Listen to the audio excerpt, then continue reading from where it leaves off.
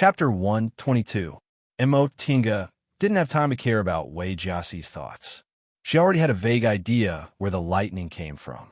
She stretched out her right hand, and the white silk handkerchief, which had turned into a brick wall, returned to her hand. She seemed to be attentively observing her surroundings, but the shuttle of flying Apsara in her other hand had already been quietly launched. The golden light flashed and disappeared. All of a sudden, Wei Jiaxi heard a rumbling sound. She immediately turned around and saw Tinga sneering as she retrieved the shuttle of flying Apsara. Tinga said contemptuously, "You actually dare to show off this kind of low-grade formation in front of me." Before Wei Jiaxi could say anything, the shuttle of flying Apsara was launched. In the blink of an eye, several places were broken one after another. Soon after, there was a lightning bolt that seemed to carry great anger and an astonishing momentum. Tinga shook her hand and launched the white silk handkerchief again. Wei Jiaxi also turned sideways and launched her talisman and magic tool at the same time. One defended while the other attacked. A rumbling sound was the sound of the formation breaking. Tinga and Wei Jiaxi glanced at each other when they saw what was inside the formation. Both of them saw the disbelief in each other's eyes. They indeed found the enemies, but the enemies were actually only two demonic beasts. These two demonic beasts were both in the shape of wolves. One was carrying the other on its back. The one standing on the ground was a fourth-rank demonic beast with a fierce gaze. The one lying on its back had short forelegs and couldn't walk, but it had a cunning gaze. The two wolves and the two humans confronted each other. Then Tinga heard Wei Jiaxi whisper, "These are the two bedraggled demons." Tinga was shocked. Two bedraggled demons referred to two demonic beasts that could act together. There is a saying in the secular world called wolves collude to commit evil. It referred to two kinds of wild beasts, wolves and bedraggled, cooperating to do bad things. These two bedraggled demons were also a wolf and a bedraggled demon, but they were already demonic beasts. Tinga suddenly understood. Other demonic beasts might need to be in the 8th rank or above to have the wisdom to use formations. However, demonic beasts like the bedraggled demon were born with intelligence. It relied on its wolf strength, while Tinga provided its brain. The two demonic beasts relied on each other to hunt for food and cultivate. Among these two demonic beasts, the wolf was in the 4th rank, while the bedraggled demon was only in the 2nd rank. However, this bedraggled demon could actually use a formation. Although it was an extremely simple spirit-concealing formation, it was still something that could only be done by demonic beasts that reached the 8th rank. Then, these days of misdirection were also the work of these two beasts. Given their strength, they shouldn't have provoked them like this. Tinga and Wei Jiaxi didn't have much time to think. The wolf monster in front of them suddenly leaped up, and both Tinga and Wei Jiaxi took out their magic tools. The shuttle of flying Apsara turned into a streak of golden light. The Rui ring shone with a cold silver light. In an instant, they collided with the lightning. Golden light, silver light, and lightning light intertwined, emitting a blinding light that almost blinded people. This wolf monster's cultivation level was in the 4th rank, which was equivalent to the late stage of the foundation building realm. Both Tinga and Wei Jiaxi were in the middle stage of the foundation building realm, and they also had outstanding magic tools, so their chances of winning weren't small. At that moment, Wei Jiaxi raised her wrist and took out a talisman. The demonic wolf glared at her fiercely, then leaped away with a hunched back. The golden and silver light suddenly flourished, and the lightning was suppressed until it finally disappeared. Tinga heaved a sigh of relief. Although the wolf monster wasn't a threat, the wolf monster's strength wasn't bad. At that moment, the bay let out several soft cries. Obviously, it was trying to tell the wolf something. However, Tinga and Wei Jiaxi couldn't understand what it was saying, so they could only be vigilant. Senior Marshal Sister Wei? Wei Jiaxi's gaze changed. In the end, she made up her mind and said, "Strike first and gain the upper hand." Tinga understood what Wei Jiaxi meant. She shook her arm, and took out the white silk handkerchief. At the same time, Wei Jiasi also took out several magic tools and talismans. Together with Tinga's shuttle of flying Apsara, they all flew towards the two hunched beasts. In a hurry, the wolf monster howled and opened its mouth, shooting out several lightning bolts. By the time the spiritual aura fluctuations stabilized, the two beasts had already fallen to the ground. Tinga patted the dust off her body and walked towards the two beast corpses. "Oh," Wei Jiasi, who was slightly injured, asked, "What's wrong?" Tinga turned over the two corpses and said, "Turns out they were injured. No wonder these two beasts deliberately laid a misleading formation here. They must have been left here by those demonic beasts, so they wanted to create the illusion that there were many demonic beasts here, so they could secretly heal their injuries." Wei Jiasi examined her own injuries and said, "Look around. This wolf monster isn't like other demonic beasts. Since it can use formations, maybe it has some kind of treasure." Sure enough, Tinga found several pieces of wood-like objects. These things were also the tools the wolf monster used to lay the formation. She didn't know what they were, but they could actually replace formation discs and formation flags. There were also several crystalline minerals and spiritual plants. There was also a palm-sized, thin piece of jade. It was sparkling and translucent like a mirror. Tinga didn't know what it was, but when she put it upright, it reflected a shadow. Moreover, the shadow seemed to be alive. "Senior Marshal's sister Wei, take a look." Tinga took the things back and handed them to Wei Jiasi. Wei Jiasi had lived nearly 100 years longer than Tinga, so her knowledge was naturally far greater than Tinga's. She took the things, examined them, and said, "This is 7 phoenix wood, this is moon jadestone, and these spiritual plants are used to heal injuries. As for this," she lifted the jade and said doubtfully, "I can't recognize it." Oh, there were many spiritual objects in this world. Who could possibly recognize all of them? Tinga thought for a moment, then said, "Senior Marshal's sister Wei, this 7 phoenix wood could be used to lay a formation. Can you get it to me? I don't want anything else." According to the names Wei Jiasi mentioned, the other ores and spiritual plants were quite valuable.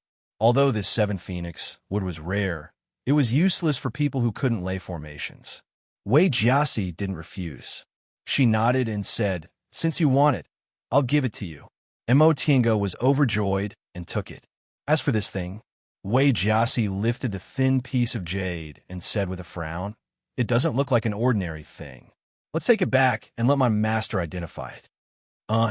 Just as the two of them were about to stand up, the jade suddenly flashed with a bright light.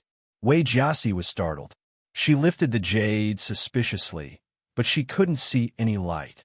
She muttered, "What's going on?" Tinga naturally couldn't answer. She simply couldn't recognize this thing. The two of them saw the puzzled expression in each other's eyes. Suddenly, a bright light burst out from the jade. Before they could react, the light engulfed the two of them in an instant. Tinga felt like she was dreaming, but she couldn't remember the content of the dream. She could only vaguely hear a voice. "Husband, what's wrong with Tinga?" It was a gentle female voice.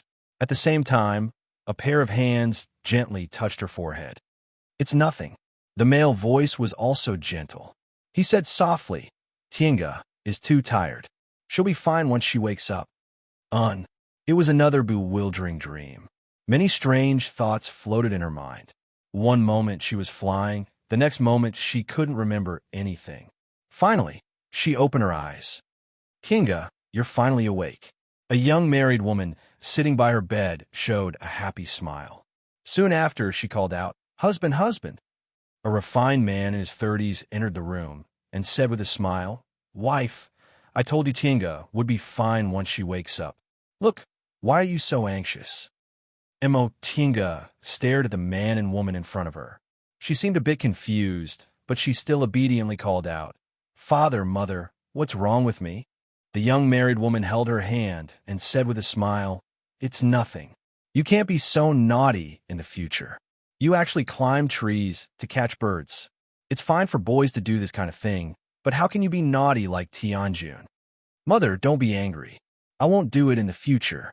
The young married woman rebuked her by poking her forehead. All right, mother will cook a bowl of noodles for you. Let your father teach you a lesson. Her mother went out with a smile. Her father walked over, picked her up, and put her forehead against his. Your fever is gone. You should be fine now. She looked down at herself. Her thin body and small arms made her much shorter than her father when she stood on the bed. Father, are you going to scold me? Of course not. Her father stroked her head, turned around, and crouched down. Come here, father will take you. What's so fun about climbing trees? If you want a bird, father will catch it for you. Father is the best, better than eldest uncle and the others. Of course. Sit tight. Moo. Her father imitated a cow's cry and ran out of the room with her on his back. Before she left the courtyard, she heard her mother shouting, You too, don't run around. Her father turned around, mooed twice, and ran out of the courtyard with her on his back. Tinga clapped her hands and laughed loudly. Father, quick! She ran to the river in the east of the village, and her father put her down. Tinga, stand here. She nodded vigorously. Her father climbed up the oldest tree in the village and found the bird on the tree. Tinga looked up and saw her father holding the bird and raising his hand to her. She was so excited that her little face turned red. She shouted, Father, I want it. I want it. Her father gently got down from the tree and put the bird in her hands. Be careful. Don't strangle the bird to death. You have to raise it well in the future. Since we caught it, the big bird doesn't want it anymore. She opened her eyes in confusion. Why? Because the bird has a human smell on it, so the big bird can't recognize it. Huh? She was stunned and shouted, Father, take it back. I don't want the bird anymore. That won't do. Her father gently stroked her head. His expression was obviously filled with love, but made her feel scared. You already caught it. The big bird doesn't want it anymore. Chirp, chirp. She heard the birds chirping and looked up. She saw two big birds angrily chirping at her, as if they knew she snatched the child away. No. She shouted loudly and spread out her hands holding the bird. I'll give the bird back to you. The big birds were still chirping angrily, but they didn't fly down. They just flapped their wings and flew away. She held the bird, trembling all over. When she turned around, her father was also gone. The huge Moe's village was empty. There wasn't a single person, and it seemed like even the wind had stopped blowing. She looked down at the bird. They were all abandoned. The bird couldn't even chirp. It opened its tender beak, stood up shakily on her palm, and tilted its head to look at her. Its gaze was weak, pitiful, angry, and fierce. Suddenly, the bird that couldn't even spread its wings flew up and fiercely pecked at her eyes. Chapter 123. Shouty-yon. Tinga woke up from her dream with a start and saw a second uncle sitting next to her, looking at her with concern. What's wrong? She wiped the sweat from her forehead and shook her head. I had a dream. Second uncle handed her a handkerchief. Nightmare. Tinga was silent. She couldn't seem to remember what kind of dream she had. She just felt it was very scary. All right, if you have nothing to do, go to the front and look after the shop. You can also stroll around other shops. Don't be bored. Second uncle went out. He seemed to be in good health. Tinga didn't know why she had such a thought. She shook her head in confusion and got up to wash up. This was a small market square in eastern Kunwil. She and second uncle opened a small shop here.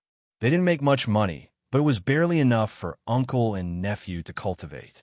She cultivated diligently and was already in the 6th layer of the aura refining realm. She believed she would soon advance to the next realm. At that time, she would enter a cultivation group and diligently cultivate to advance, because second uncle, a foundation-building cultivator, had a fairly complete set of goods in this small shop. She only hired 2 low-level cultivators as assistants. She walked into the shop and saw the 2 assistants greeting customers diligently. Business seemed to be very good, so she went out. The street was very lively. She didn't know where so many people came from, but she felt a bit of a headache.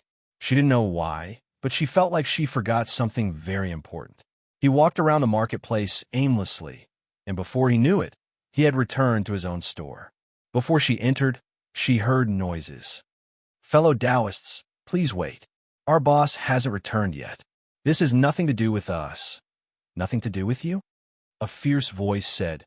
You're from this shop, so you have something to do with it. Tell me, did your shop sell this illegal goods? And no, fellow Taoist, this thing doesn't have our shop's logo, so it shouldn't be. I said it's illegal, so how could it have a logo? You don't need to quibble. Take these things. Then, the things on the counter fell over. Mo Tinga rushed into the shop and saw the cultivators in charge of the market square rummaging around and snatching goods. She couldn't help but shout, "Stop!" The head steward's cultivation was not weak. He turned his head and coldly snorted, "Brat, it's none of my business. Move aside." She was furious. This is my family's shop. How could it have nothing to do with me? What is the meaning of this? We pay the management fee in full every month. You are selling illegal goods and disrupting the order of the market. According to the rules, all the goods in the store will be confiscated. Mo Tinga was stunned, but she soon sneered and said, "You casually took out something and said it was sold in our shop? Where's the proof?" The head steward sneered. "If I say so, then so be it. Take everything away." "How dare you?" Burning with anger, she raised her hand and summoned her green wood sword. However, this was a group of cultivators whose cultivation levels were no lower than hers. Soon, she was knocked to the ground and could only watch helplessly as the shop was emptied. "Quick, be careful." The shop was empty. She was lying on the ground when she heard the voice again. Then, two people carried Second Uncle in. Second Uncle's body was covered in blood, and he was on the verge of death. Second Uncle, what's wrong?" "You're his nephew? He was injured by a lightning beast. I'm afraid he won't be able to hold on for long. My condolences." Second Uncle. Mo Tinga woke up from her dream again. Again? She sat on the bed in a daze. Why was it again? "You're awake?" She turned her head and saw the back of a person who seemed to be drawing talismans on the table. He was holding a brush and glancing at her from the corner of his eyes, but he was still focused on drawing. "Senior, Marshall Brother Chin?" She scratched her head, feeling like she had forgotten something. As she called out this name, a thought flashed across her mind. Is this really Senior Marshall Brother Chin? But if it wasn't Chin, who could it be? Mo Tinga stood up and got off the bed. "Senior Marshall Brother Chin, we should go." "Chin," she stood up. In an instant, he took her high into the sky. "Junior Marshall Brother Yi, your second uncle has entrusted you to me." She couldn't say anything. She just felt that everything in front of her was wrong. When they arrived at Mount Taikong, Chin, she landed with her. He turned around and said with a gentle smile, "Don't be afraid. With me here, I'll protect you. You should cultivate well. When you form your gold core one day, I'll tell Grandmaster and ask him to help us be together." "Help us be together?" "Yes, your second uncle has agreed to allow you to perform dual cultivation with me. When you form your gold core, he'll fulfill his promise." "Impossible." She was tongue-tied. "No, this is really wrong." Chin, she was still affectionate. "Are you not willing?" Mo Tinga turned her head and said in a low voice, "This is absolutely impossible. Marshall, Uncle Chin." She didn't have the courage to look up, but she could feel spiritual aura fluctuations. In an instant, she dodged an attack. When she turned around, she saw Wei Jiaxi's distorted face, her eyes filled with anger. "Senior Marshall's sister Wei," she shouted. "What are you doing?" Wei Jiaxi didn't seem to hear her. She sneered and clasped her hands, shooting a water arrow. Mo Tinga dodged in a sorry state. She turned to look at Chin Shi, hoping he could stop her. However, she saw Chin Shi smiling as if this matter didn't concern him. He was watching the two of them fight, but his smile didn't have the slightest warmth. It only made people feel terrified. "Senior Marshall's sister Wei." Mo Tinga hastily wanted to take out her magic tool, but she realized her Chinquan bag wasn't with her. She turned to look at Wei Jiaxi. She also didn't have a magic tool in her hand, but she was still fiercely attacking her. "Senior Marshall's sister Wei, are you crazy?" Wei Jiaxi stopped, but her gaze became even more terrifying. "I knew I couldn't let you live. You want to snatch Marshall Uncle away?" "No, I absolutely won't let you." Mo Tinga suddenly felt a chill in her chest. She trembled, and a clear feeling emerged in her mind. No, this is really wrong. She wouldn't say this kind of thing to her. He wouldn't tease his school's disciples with evil intentions. Senior Marshal Sister Wei also wouldn't take her life for personal gain. Fake. This is all fake. Mo Tinga felt a sharp pain in her head. She didn't have enough time to parry Wei Jiaxi's spell. She only felt pain in her arm, and the scene in front of her eyes was like ripples on water. They were in the vicinity of Danding School's Clan, not Mount Taikong. Once she woke up from her hallucination, Mo Tinga immediately turned over to dodge Wei Jiaxi's attack. She used the white silk handkerchief to completely block Wei Jiaxi's attack. She then took out a beast-binding rope from her Chinquan bag and easily tied up Wei Jiaxi, who had lost her mind and only knew how to use spells. Mo Tinga heaved a sigh of relief after she put away the white silk handkerchief. She looked around and found that the thin piece of jade had fallen on the ground. It had already broken into pieces. What was this thing? It could actually make her and Wei Jiaxi, two middle-stage foundation building cultivators, hallucinate at the same time. Furthermore, every time she experienced it, it was ruthlessly torn apart when she thought it was beautiful. Was it also the same for Wei Jiaxi? So in the end, when they were in the same hallucination, Wei Jiaxi's spirit couldn't hold on anymore. So, she attacked me? Mo Tinga suddenly felt a wave of lingering fear. If it wasn't for the fact that she could no longer suffer from cultivation deviation and that she had the spirit-concealing pendant that Zhong Muling had refined once again, perhaps she would have also let me go.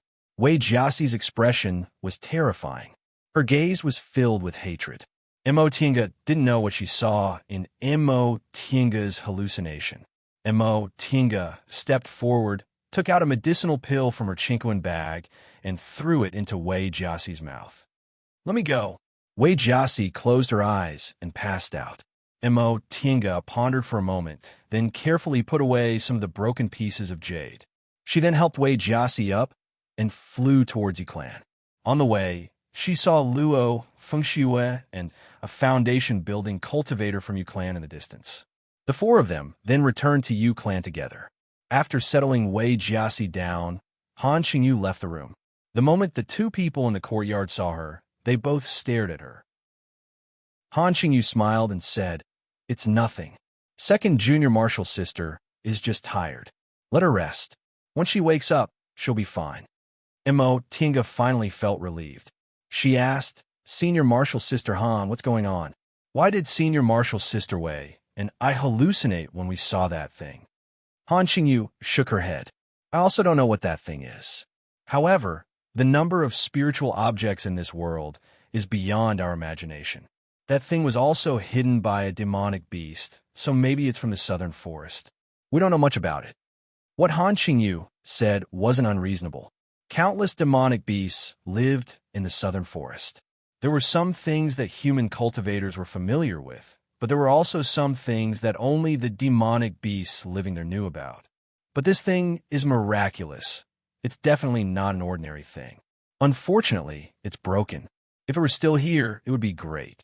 Maybe it could be made into some kind of magic weapon. Upon hearing Luo Fengshue's words, Han Qingyu knocked her head and said with a smile, "This thing shattered as soon as it was used, so it can only be used once. So what if it's made into a magic weapon? You can stop dreaming." Luo Fengxue was startled. She then nodded and said, "You're right. Enough." Han Qingyu said sternly, "Tinga, you're saying that when you and second junior marshal sister went to investigate, you only found this wolf and this wolf, right? There weren't any other demonic beasts?"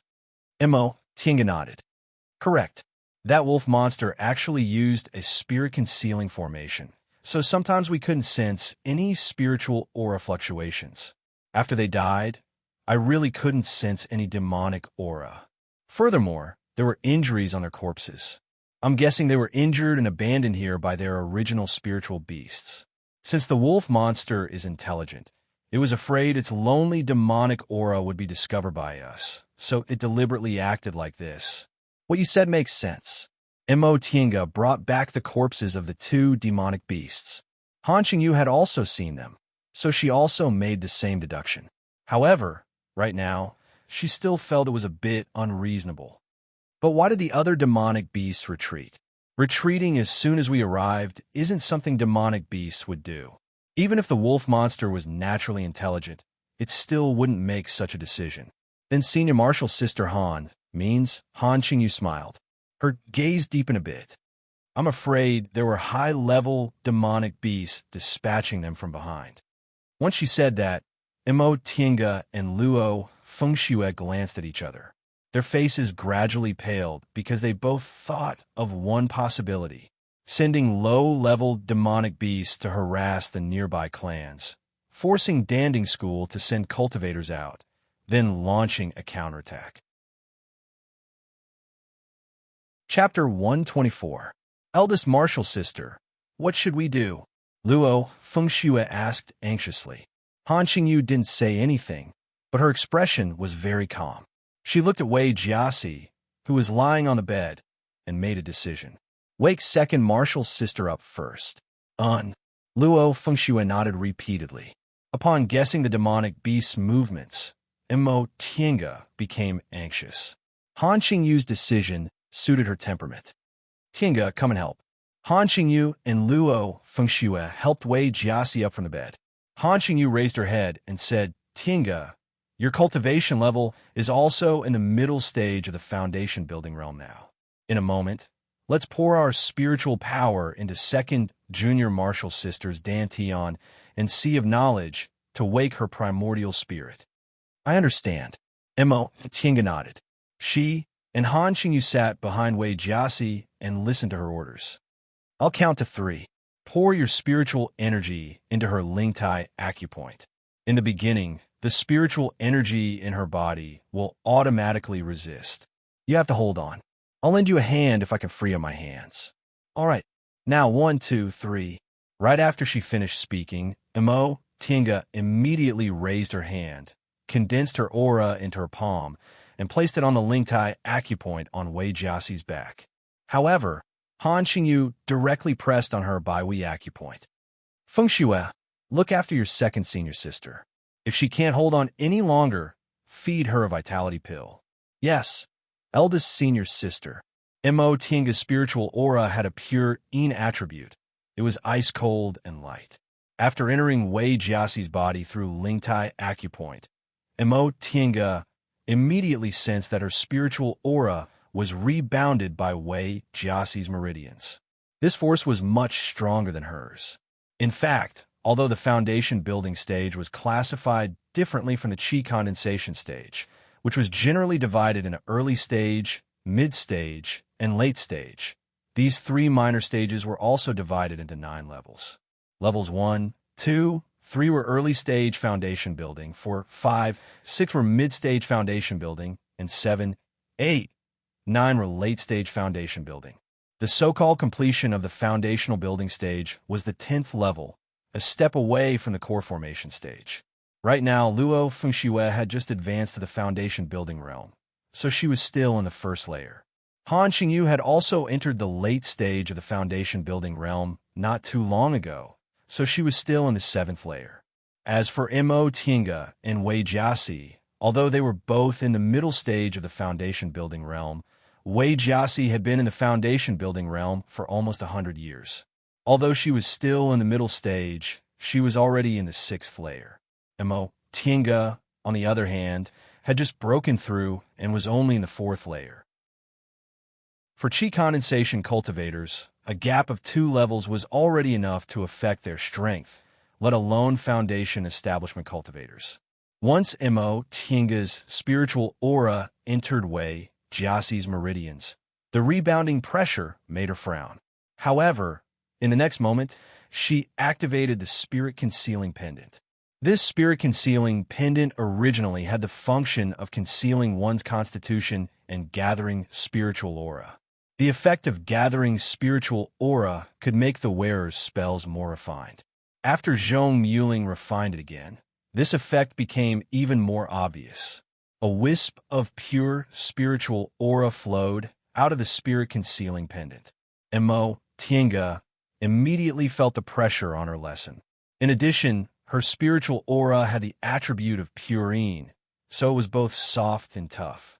Very soon, her spiritual aura deftly neutralized Wei Jiaxi's rebound force and advanced along her meridians towards her dantian. Han Qingyu looked at her in astonishment. She originally wanted to help Mo Tinga later, but she didn't expect Mo Tinga to break free on her own.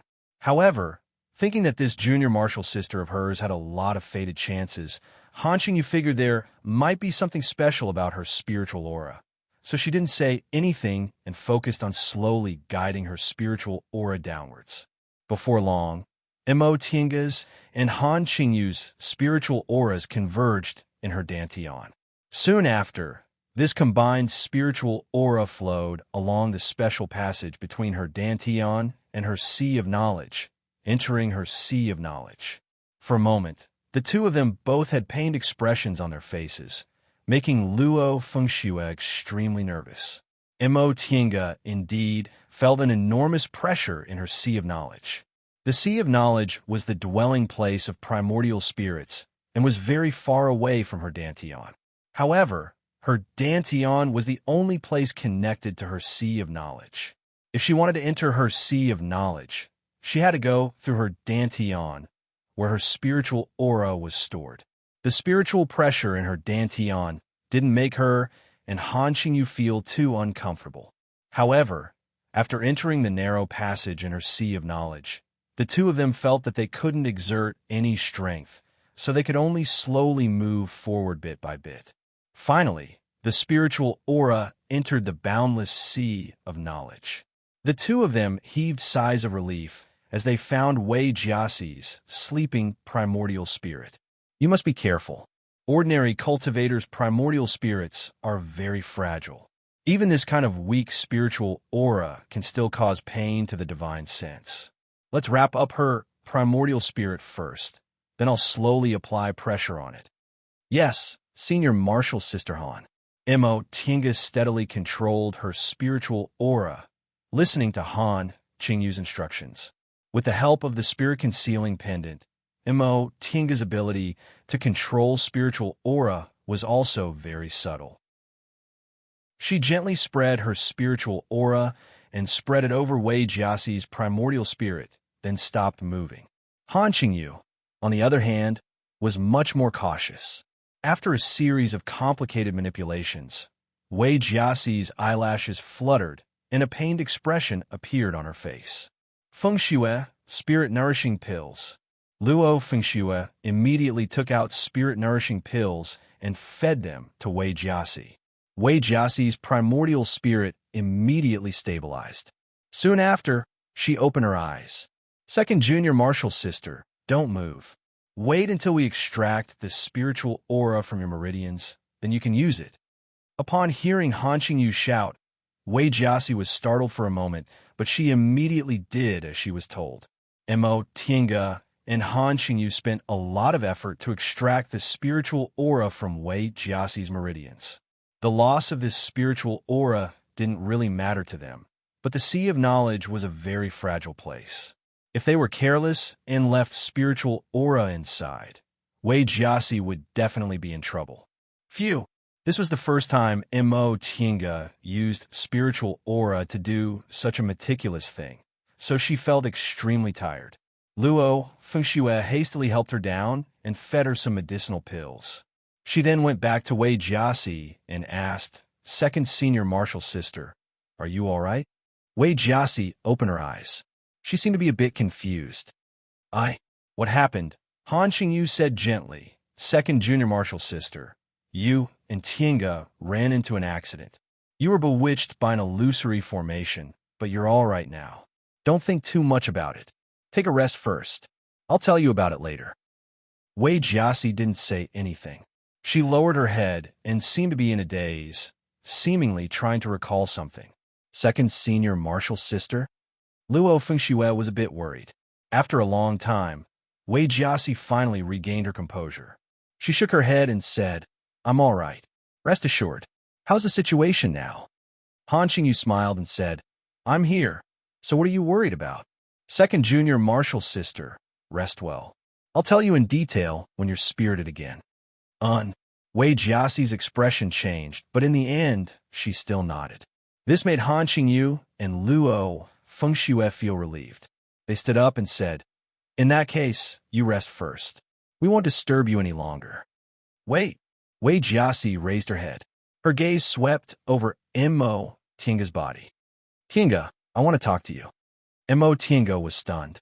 She looked at Han Qingyu and Luo Fengxue. Luo Fengshue's brows were tightly knitted. Han Qingyu, on the other hand, was silent for a moment. She then gave Mo Tinga a meaningful glance and said with a smile, "Tinga, since you don't have anything else to do, you can keep your senior martial sister Wei company for now." Mo Tinga nodded and said, "I understand, senior martial sister Han." After Han Qingyu and Luo Fengxue left, Mo Tinga walked towards Wei Jiaxi. She tidied up the bed, then helped Wei Jiaxi sit up. "Senior martial sister Wei, do you have anything to tell me?" Wei Jiaxi remained silent, but her gaze never left Mo Tinga. Her gaze seemed to be scrutinizing and considering Mo Tinga. Mo Tinga stopped and sat quietly on the edge of the bed. Han Qingyu wanted Mo Tinga to be a bit more patient. After all, Wei Jiaxi had always been like this. Moreover, she was currently injured. Mo Tinga didn't care about this, so she agreed with Han Qingyu. Now that Wei Jiaxi was looking at her like this, she didn't feel displeased at all.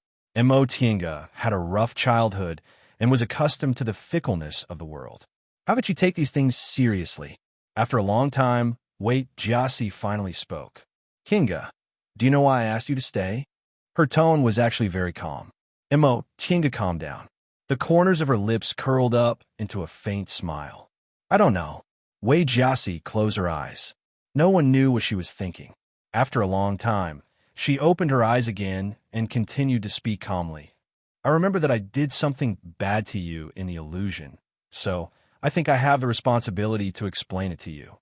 Senior Marshall's sister doesn't have to do this." Mo Tinga didn't want to hear those words.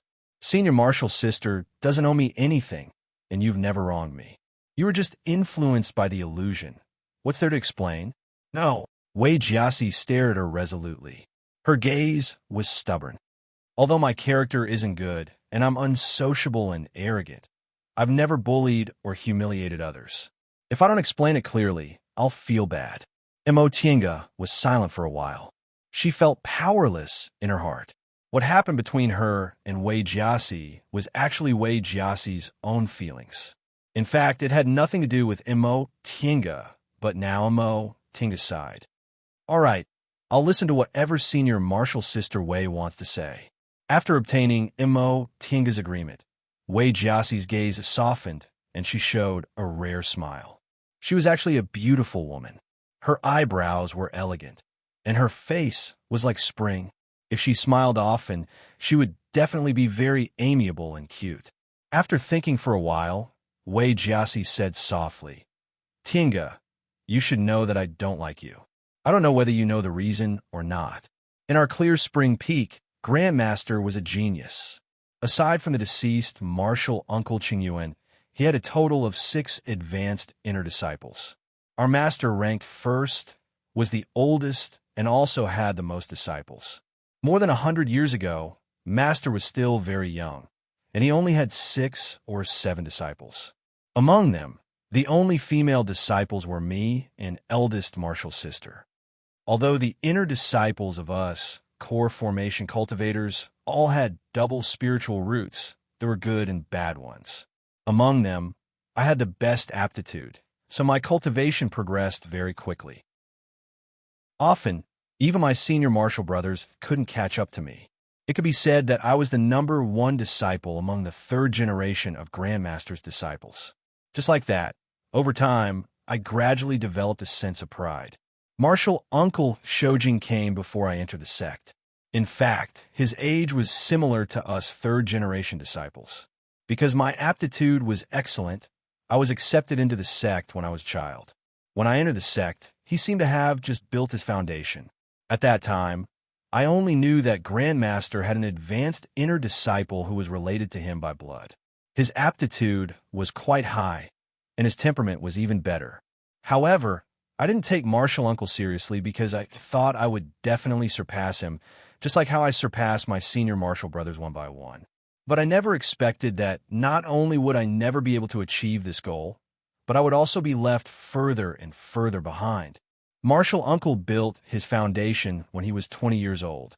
At that time, Martial Uncle Lingxi of Sweet Dew Peak had already built his foundation when he was 17 years old, so he didn't attract any attention. I also thought that for elite disciples with high aptitudes like us, building our foundation was a relatively easy threshold to cross. Building it at around 20 years old only meant that we were quite lucky. But I never expected that on the first day I saw Martial Uncle. Mo Tiange was silent as she listened to Wei Jiaxi's sometimes sweet and sometimes painful recollection. She felt empty in her heart. She couldn't even hear Wei Jiaxi's voice clearly. What was the point of telling her all this? Should she rejoice or sigh for it? Tiange, I'm very sorry. I thought I controlled my emotions very well, but in the illusory formation, I exposed myself and even had thoughts of hurting people. Feng Shui was right. I walked further and further down this path, and I couldn't control myself anymore. Because Martial Uncle was good to you, although I tried my best to suppress it, my heart still felt unfair. In fact, after I fainted, I was still conscious. I thought about it for a very, very long time. I know that if I want to achieve anything on the path of cultivation, I must give it up. But I tried again and again, and when I wanted to give it up, I felt like I was even going to give up my own heart. So I thought it through. I don't care anymore. If I can't get it, then I won't ask for it. If I can't give it up, then I won't give it up. Right now, I'm about 100 years old, just a hair's breadth away from the late stage of the foundation establishment realm. If I don't form my core, I'll probably have about 200 years left in my lifespan. In 200 years, Uncle Master might not be able to form his nascent soul. With Martial Uncle's temperament, if he doesn't succeed in his cultivation, he definitely won't be trapped by his emotions. By the time he decides to dual cultivate, I'm afraid I'll already be long gone. At this point, Wei Jiaxi smiled at Mo Tiange. Her gaze was filled with sorrow and determination. She said, "That being the case, what should I be afraid of? Let it be like this for the rest of my life. I won't force it. I won't force it. If I can get it, I'll get it. If I can't let it go, I won't let it go. Whether it's foundation establishment or core formation, it's up to fate." Mo Tiange remained silent. This was the best attitude Wei Jiaxi had ever shown her, but Mo Tiange couldn't force out a smile. Because Mo Tiange clearly felt the sorrow behind Wei Jiaxi's words. This senior martial sister Wei, no matter who it was, she was such a proud person, yet now she was willing to give up her future. But from another point of view, wasn't this also a sign that she'd come to terms with it? This is my love alone. Even if the person I love has nothing to do with it, I'll guard him alone. If I can't get him, I don't care what the consequences will be. Tiange, Martial Uncle, Senior Martial Sister Wei. Mo Tiange suddenly interrupted Wei Jiaxi. I think you don't need to tell me this. What happens to Martial Uncle has nothing to do with me. Wei Jiaxi was also silent, but in the next moment, she chuckled softly and said, "Yes, I was confused. All right, Tiange, please forgive me for what happened in the past. From now on, whether it has nothing to do with you or not, it's all my business. It has nothing to do with you." Wei Jiaxi woke up. Han Qingyu spent some effort to help her recover her strength and finally told her what happened. Wei Jiaxi was silent for a long time. Sure enough, she gave the answer they expected. This must be a conspiracy. Now, Danding School had many of their martial brothers and their master. Luo Fengxue was very anxious. She shouted, "Then what should we do now?" Han Qingyu pondered for a moment and said, "It's useless to be anxious now. We've already been delayed here for a while. If they wanted to set up something, they've probably already done it. As for summoning talismans, I've tried, but I don't know whether Master has received it or not." This place was quite far from Danding School. Ordinary summoning talismans couldn't be used unless they used 1,000-mile sound-transmitting talismans or 10,000-mile sound-transmitting talismans. The talisman Han Qingyu used to report this matter to Master Dao Xianin was none other than the 1,000-mile sound-transmitting talisman. However, it was highly likely that it was blocked by a great defensive formation. "Is there any news from Yu Clan?" Wei Jiaxi asked. "No." Han Qingyu shook her head. "I mentioned it to them, but they don't know what's going on. Clan Master Yu also tried to send a message to the school, but I don't know if he can do it or not." The four of them once again sank into silence. Right now, it was definitely too late for them to return to Danding School. They couldn't even guarantee their safety. Once a war broke out, it would already be great if they could rely on Yu Clan's terrain and formations to stay alive.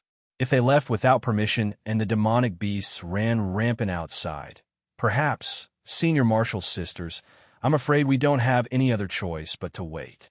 After thinking for a long time, Tinga said slowly, "We're only 4 foundation-building cultivators. There's a nascent soul cultivator in Danding School.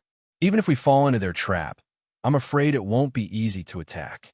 Marshal Uncle Xianin and the other Marshal brothers are guests in Danding School, so it shouldn't be too dangerous.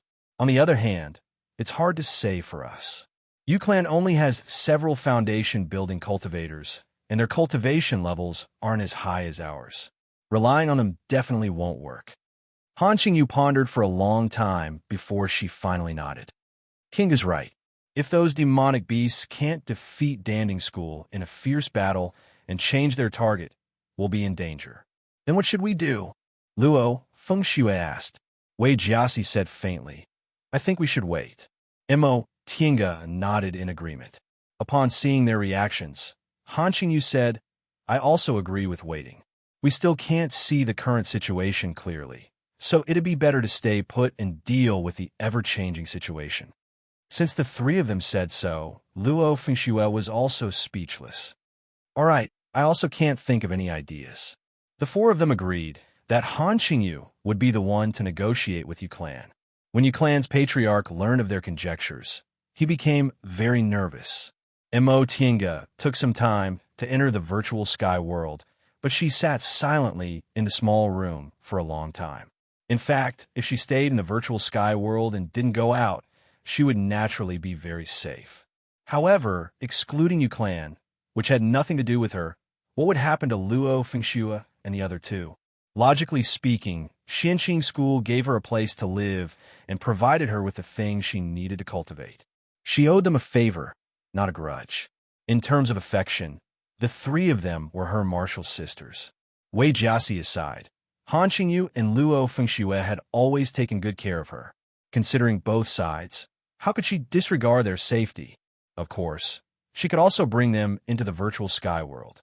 However, she immediately rejected this idea. The virtual sky world definitely couldn't appear in front of others. Otherwise, her life would definitely be in danger. After thinking for a while, Tinga made up her mind. She was no longer a little aura-refining cultivator who had no ability to protect herself anymore. She was now in the foundation-building realm. She had a certain amount of ability, and she also had several magic treasures. Demonic beasts weren't good at using external objects, so she had a lot of confidence in escaping. With this thought in mind, she opened her Qinquan bag and began to prepare. The magic weapons she had were the purple wooden cauldron, the white silk handkerchief, the enchanting lantern, the spirit-concealing pendant, and the virtual sky world. Among them, the purple wooden cauldron and the virtual sky world were useless in fights of magical powers, and the spirit-concealing pendant was the auxiliary type. Only the white silk handkerchief and the enchanting lantern could be used for direct attacks. Other magic tools included the shuttle of flying Apsara, the heaven and earth cloud silk armor, the land-fleeing ruler, and the flying needle she bought not long ago.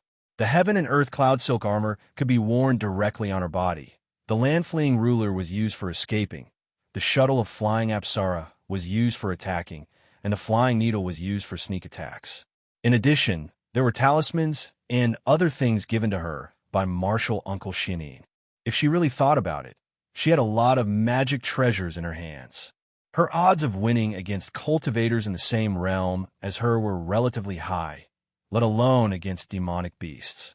Besides, She only needed a little bit of time to return to the virtual sky world. Using it together with the land-fleeing ruler couldn't be any better.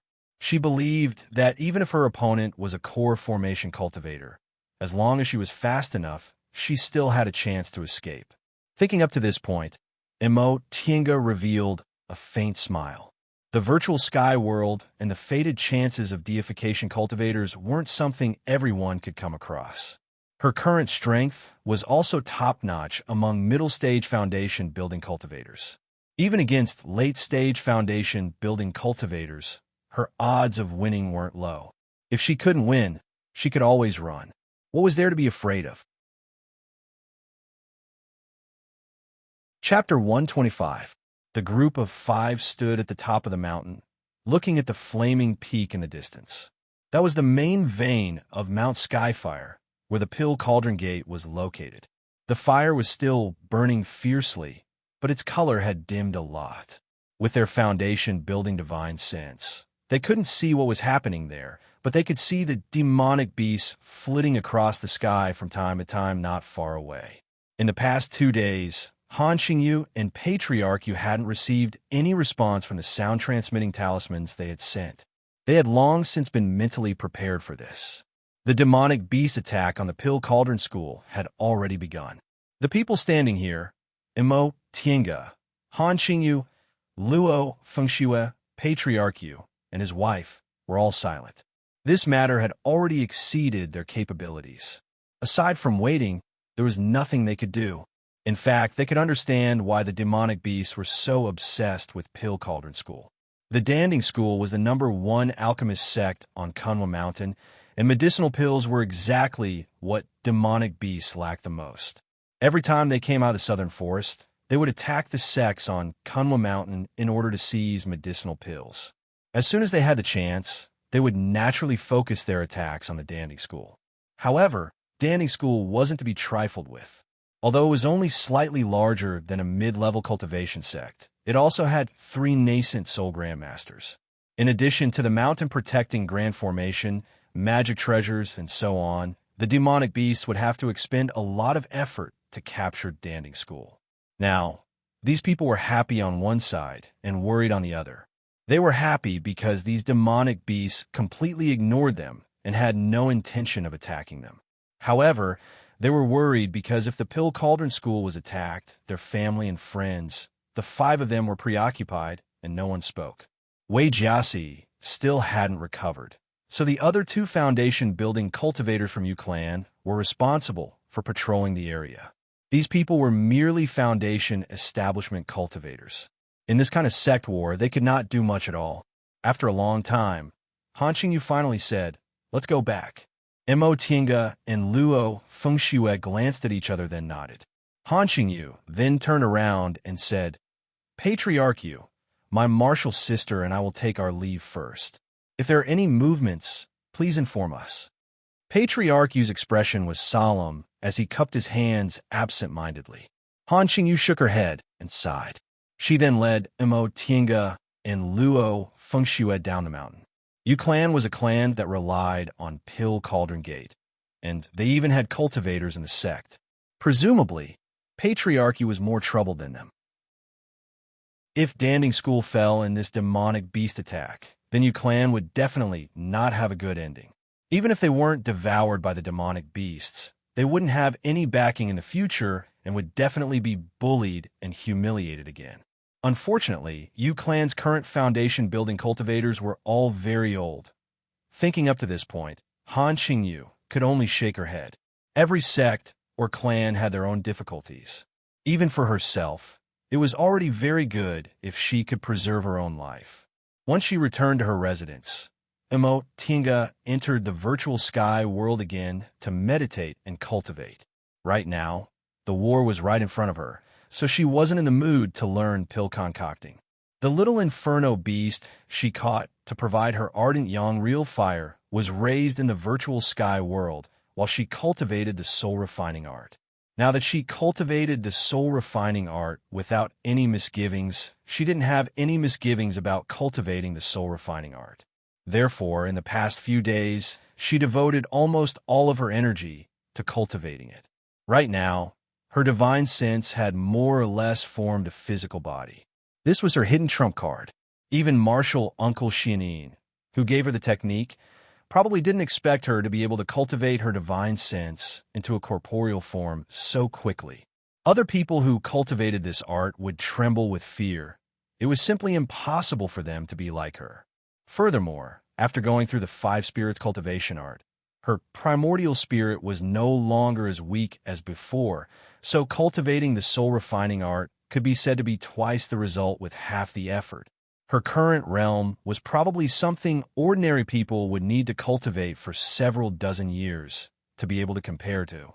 In a fight of magical powers, all kinds of magic tools, magic weapons, and talismans had their nemesis, and they were also on guard against each other. The reason why Mo Tienga regarded the soul-refining art as her trump card was because she was only in the foundation-building realm. She reckoned no one would expect her to be able to control her divine sense to attack others. In the following days, aside from cultivating, she also went out to inquire about the situation of Danding School's war. Their decision not to attack was indeed correct. Since Danding School had nascent soul cultivators, the demonic beasts would naturally only dare to attack them if they had 8th rank or higher cultivators. For what they heard, the demonic beasts had 3 8th rank demonic beasts and 1 9th rank demonic beast. As for Danding School, they only had 3 nascent soul cultivators in total, and all of them were in the early stage of the nascent soul realm. Their strength couldn't be compared to Danding School's. The current war was very tragic. The mountain ridge where UClan was located was too close to Danding School.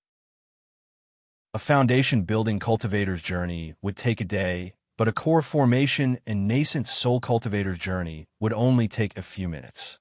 Because of this, battles would affect this area from time to time. Fortunately, the power of the 4 symbols formation Mo Tinga modified was quite strong. Now, all UClan's cultivators stayed inside the 4 symbols formation and opened it, so they were temporarily safe. However, safety was only temporary. Now that Danding School had fallen, UClan would definitely be affected. At that time, they would also be involved. What they could do now was to preserve their strength as much as possible. In addition, they weren't Danding School's disciples, so Xianqing School wouldn't ignore Master Taoist Xuanin's presence. Observing the situation, cultivating, and waiting for an opportunity.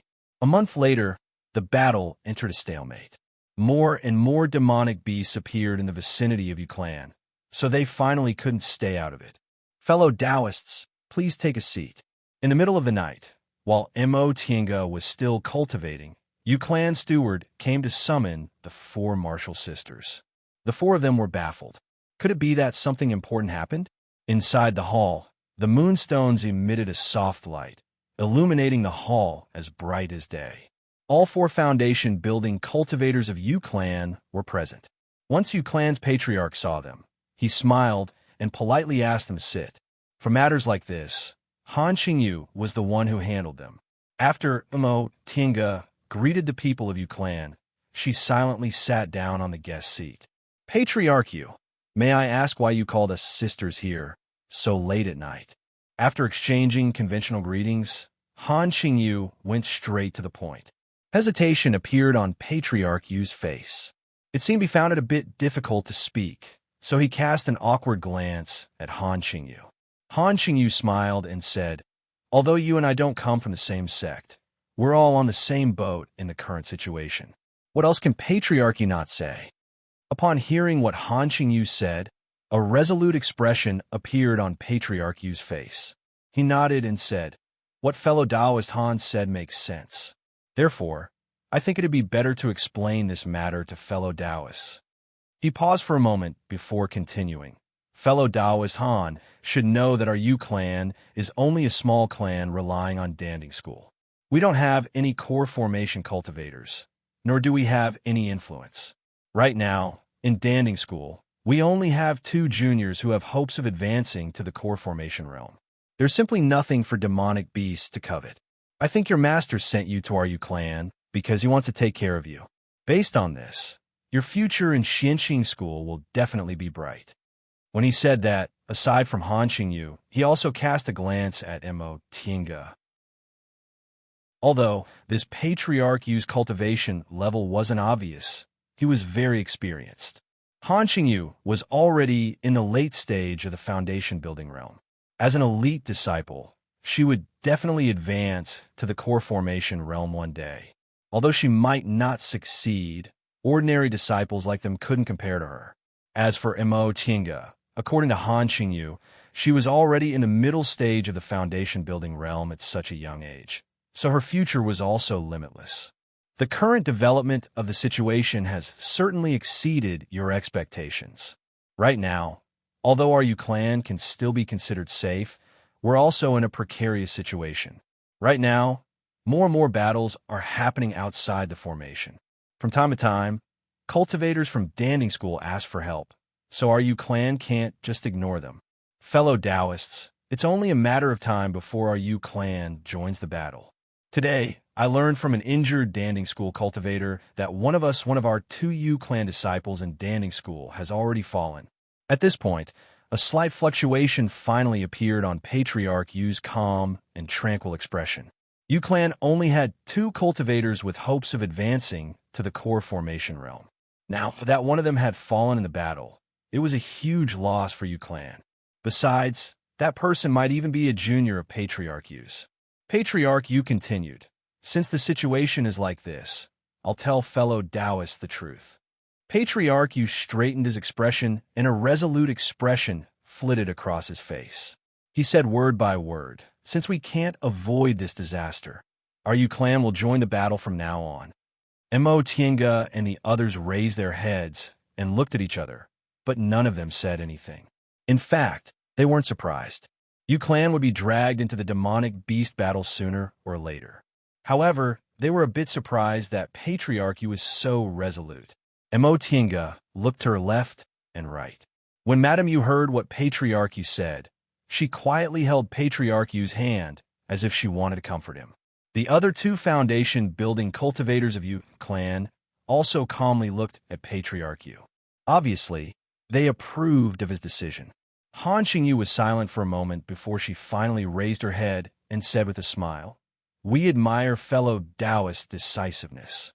Patriarch Yu smiled and said sincerely, "But if we do this, we'll be wasting your master's painstaking efforts. Fellow Taoists came to our clan to help us protect our clansmen, but now we're going to drag fellow Taoists down with us. I feel guilty about this matter, so I'm telling you this frankly. For the sake of your own safety, fellow Taoists can leave. We definitely won't stop you." Patriarch Yu's expression was sincere and didn't seem fake. However, this matter was of great importance, so Haunching Yu didn't immediately make a decision. Instead, she pondered for a while before she said, "Patriarch Yu, since that's the case, could you let us martial sisters discuss this matter for a while?" "Of course." Patriarch Yu revealed a smile. "Our clan will join the battle tomorrow. Fellow Taoists can go back and discuss it in detail. If you come to a decision, it won't be too late to tell us tomorrow. In that case, many thanks." Haunching Yu stood up and saluted him. Patriarch Yu hastily returned the salute. "We don't dare." Mo Tienga could see that Patriarch Yu naturally wanted them to stay. After all, their strength was far superior to the foundation-building cultivators of clan. However, the current situation was unpredictable. Core formation and even nascent soul cultivators would participate in the battle, so staying here wasn't safe. Besides, they were Xianqing school disciples, so they couldn't be offended.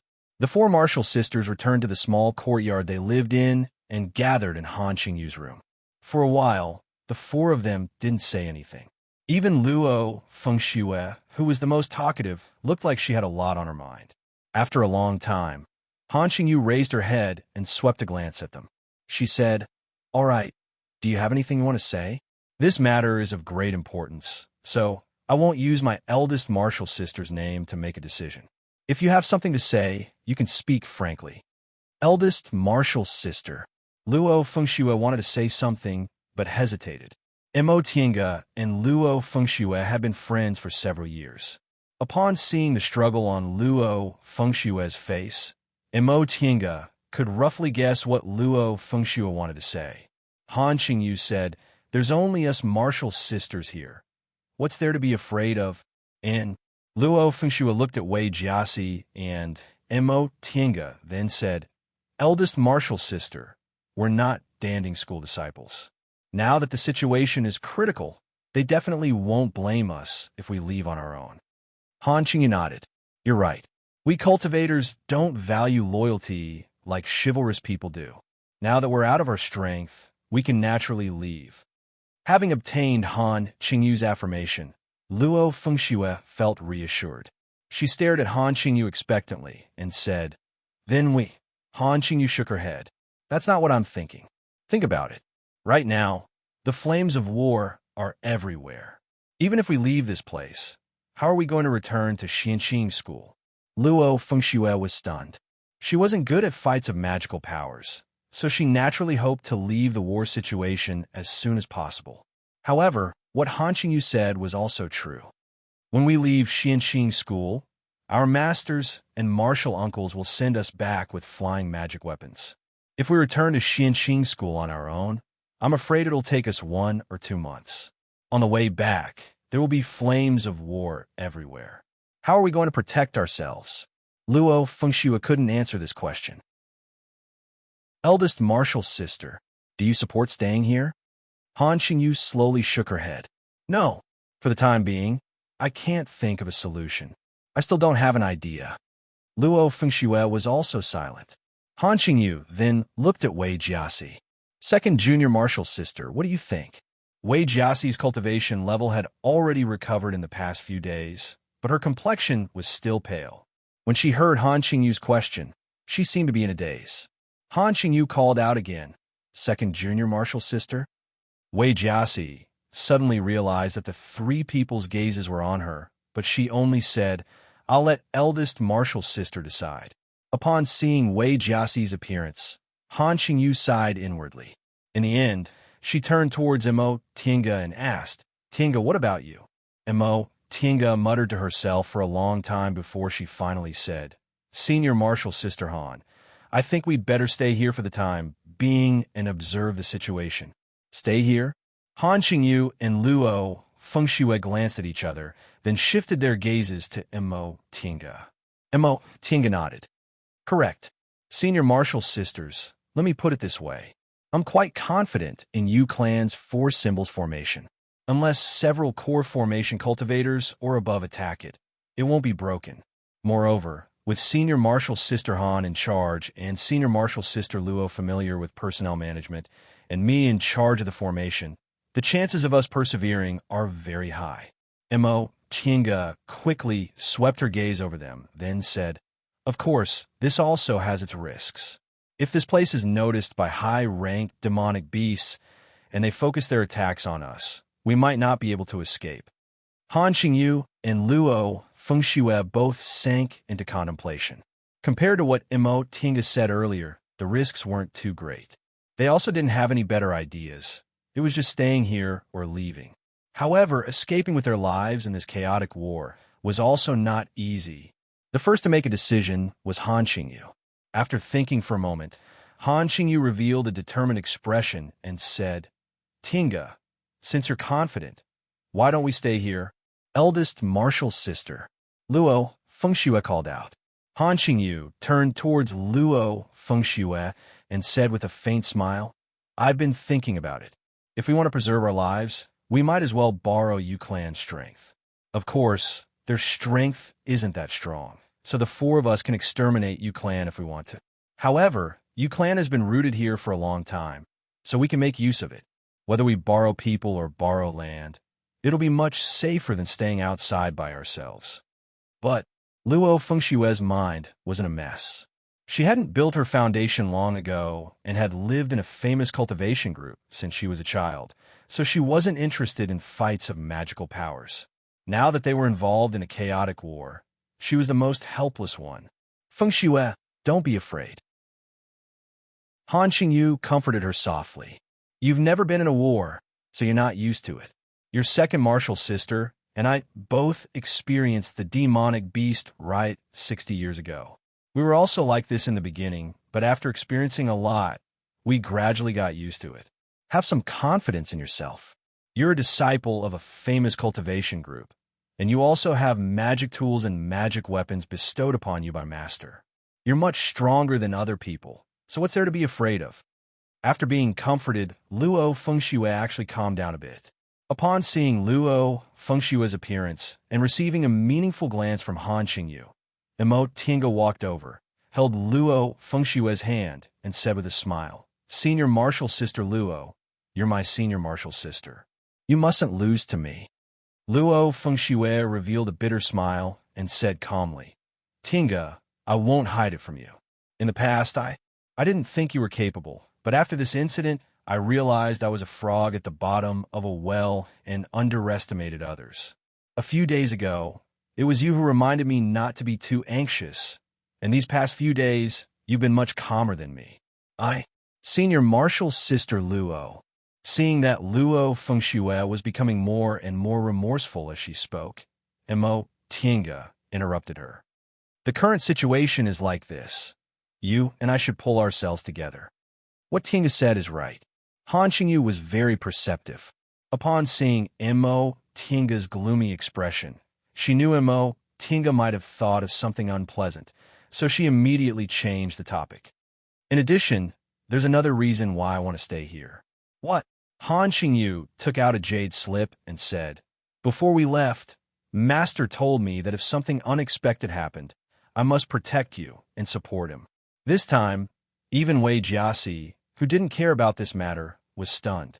They all knew that Han Qingyu had a steady temperament and handled matters steadily.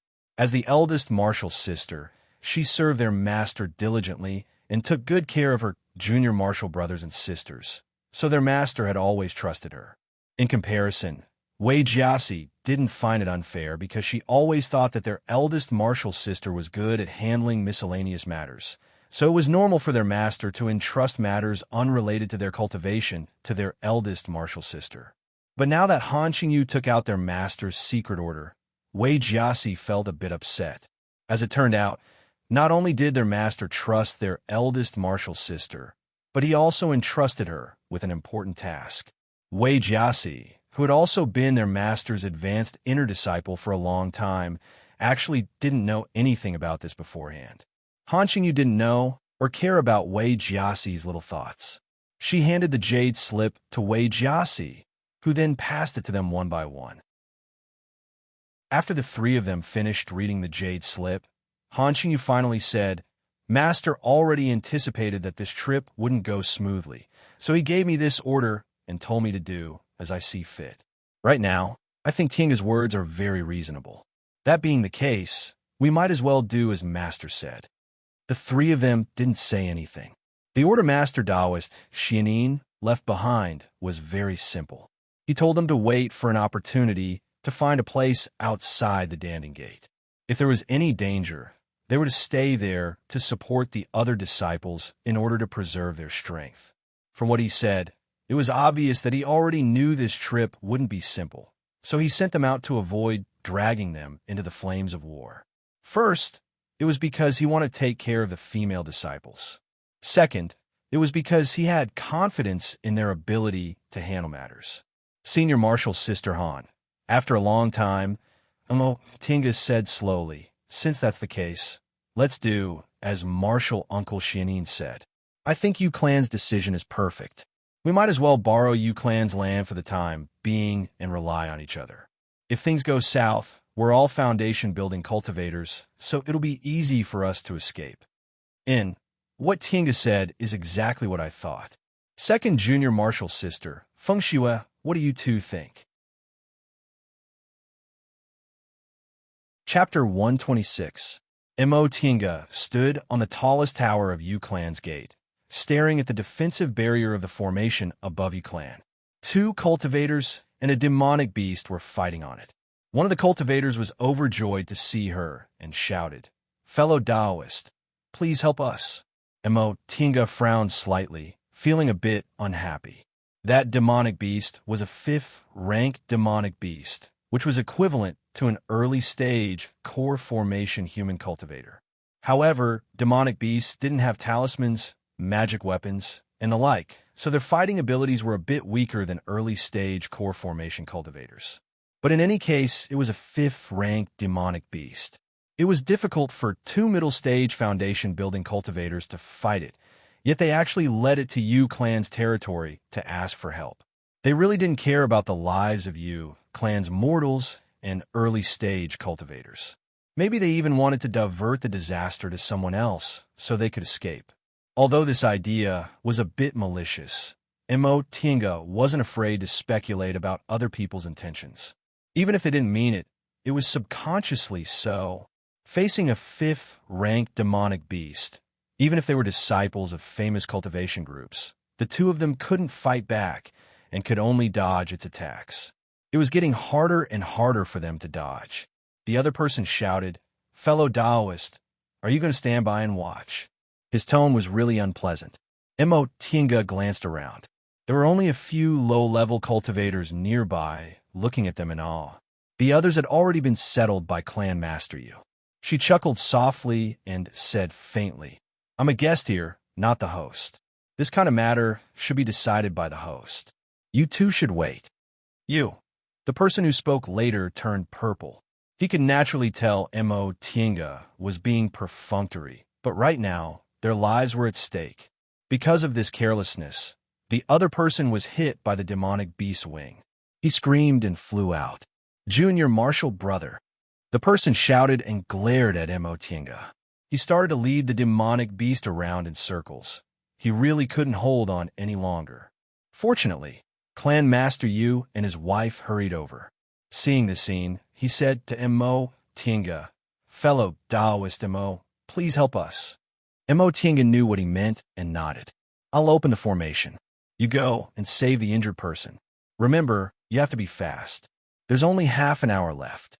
If you can't come in by then, I'll close the formation for the safety of others." Yes. In the past few days, they had received a lot of cultivators one after another.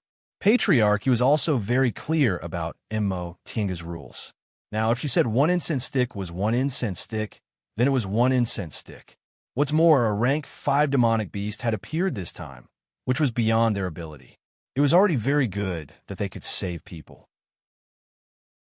Clan head, you shouted, "Fellow Taoist above, we will open the array formation for the time it takes for an incense stick to burn. Please come in as soon as possible. If you can't come in, there is nothing we can do." The man was overjoyed and shouted, "Thank you very much. Please open the formation as soon as possible. I can't hold on any longer." Mo Tinga still didn't hurry. She put her palms together, made a hand seal, and began to read an incantation. This ancient 4 symbols formation wasn't controlled by formation flags like today's. Instead, it had corresponding hand seals and incantations, so it was easier to control it. Along with her incantation, a layer of light flashed on the protective barrier, followed by a buzzing sound. Upon hearing this sound, Mo Tinga chanted the incantation even faster. All of a sudden, a sharp cry rang out, and a small hole appeared on the top of the protective barrier. Mo Tinga shouted, "Hurry up!" Clan Master Yu responded and immediately flew out with his wife, pouncing on the person on the ground. The cultivator being chased by the demonic beast was overjoyed and rushed over. Mo Tinga was furious. This person was really selfish. He directly rushed in like this. Wasn't he afraid of attracting the demonic beast to harm Yu Clan? Her expression became even more solemn as she stared at the demonic beast behind the man. She changed her hand seal, and the formation eyes of the 4 symbols formation suddenly shone, changing into the light of the azure dragon, the white tiger, the vermilion bird, and the black tortoise, which shone on the demonic beast. The light seemed to have substance. When it shone on the demonic beast, it stagnated and emitted smoke. The demon beast let out an angry roar. It flapped its wings and began to fight with the light beast created by the formation. In an instant, the spirit stones in the formation eyes shattered, and even the spiritual aura inside her body disappeared like crazy. Mo Tinga clenched her teeth and secretly released her divine sense. She looked for an opportunity between the 5th-ranked demonic beast and the four symbols formation and ruthlessly lashed it. The fifth-ranked demonic beast immediately roared in pain. The light of the four symbols formation pounced on it and bit it. The cultivator took this opportunity to rush into the formation. Clan Master Yu and his wife also moved quickly and entered after the cultivator. Seeing this, Tinga immediately made a hand seal. Together with the incantation, a light flashed on the protective cover, and it closed again. The demonic beast struggled several times, but seeing that it was to no avail, it finally left unwillingly. Seeing that the formation closed and the demonic beast left, everyone present heaved sighs of relief. Tinga slowly lowered her hands, clutched her chest, and coughed. Fellow Taoist Madam Yu cried out in alarm. Tinga wiped the blood, she coughed up, and shook her head. I'm fine. I used too much spiritual aura just now. Quickly go to each formation, and add spirit stones. Madam, you didn't dare to be negligent, and personally went to the formation Tinga finally turned to look at Clan Master Yu and the two cultivators who just came in. Clan Master Yu was examining the injuries of the cultivator who fainted, while the other cultivator was meditating with his eyes closed. He didn't even spare her a glance. Tinga shook her head. She swallowed a small reversion pill, then no longer paid attention to them. Among the two cultivators, the one who fainted was the younger one. He seemed to be in his early 30s. The one who was meditating was the older one. He seemed to be in his 40s. The two of them were wearing Danding School's robes and had an arrogant attitude. They were probably elite disciples. Moreover, they were already in the middle stage of the foundation building realm at such a young age. Presumably, they had a bright future ahead of them, which was why they treated people like this. Saving the two of them was within her ability, and it was also Clan Master Yu's request. Tinga didn't expect their gratitude, so she didn't take it to heart. After Clan Master Yu examined the man's injuries, Madam Yu returned, and the two of them worked together to heal the man. Before long, the man faintly woke up and called out, "Uncle, Auntie." Seeing that he woke up, Clan Master Yu said happily, Good. It's good that you're awake. Don't talk for now. Go back and heal your injuries." Tinga was stunned. So this person was actually the only foundation-building cultivator from Yu Clan and Danding School? No wonder he asked her to help him so naturally. This was his home. However, in any case, she was still a disciple of another cultivation group, so he was being too rude. After sending someone to take that Yu Clan Jr. back, Clan Master Yu turned around and cupped his hands towards Tinga with sincerity. "I can't thank you enough. Fellow Taoist I'll remember this favor." Tinga said faintly. "Clan Master Yu doesn't need to be polite. I just did what I could." Patriarchy didn't take Tinga's words seriously. He took out a bottle of medicinal pills and said, "Fellow Taoist was injured just now. This is called Green Hanging Pill, a secret medicine of my Yu Clan. Its effect is much better than the small reversion pill." Secret healing pills happened to be what Tinga lacked, so she accepted the bottle without hesitation. "Thank you." After a while, the cultivator who was healing on the spot finally opened his eyes and exhaled. He looked up and stood up to greet Clan Master Yu. "Uncle Yu, thank you for saving me." Clan Master Yu smiled and helped him up. "I didn't see you clearly just now. Turns out it's Junior Marshall Brother Zhou." Junior Marshall Brother Zhou is too polite. "What do you mean by uncle?" "Our cultivation levels are the same, so I'm already very happy that you called me Senior Marshall Brother." This Junior Marshall Brother Zhou didn't say anything else. Tinga could see that he didn't really care about Clan Master Yu, who had no hope of making a realm breakthrough. He was probably only being polite because of that Junior Marshall Brother Yu. A trace of contempt flashed in his eyes as he asked Clan Master Yu, "May I know where Junior Marshall Brother Yu is? How are you now?" Clan Master Yu said, "I'm fine. I'm resting in the back. If Junior Marshall Brother Zhou wants to see me, I'll have someone lead the way." Soon after, he called a low-level cultivator over and gave him some instructions. Junior martial brother Zhou cupped his hands, gave Mo Tiange a similarly contemptuous glance, then followed the low-level cultivator. After that person left, Clan Master Yu sighed, then turned to Mo Tiange and said, "Fellow Taoist Mo, please don't mind him. This junior martial brother Zhou's temperament has always been like this. He doesn't have any bad intentions." Mo Tiange smiled. She'd seen this kind of person many times, but none of them were as obvious as this junior martial brother Zhou.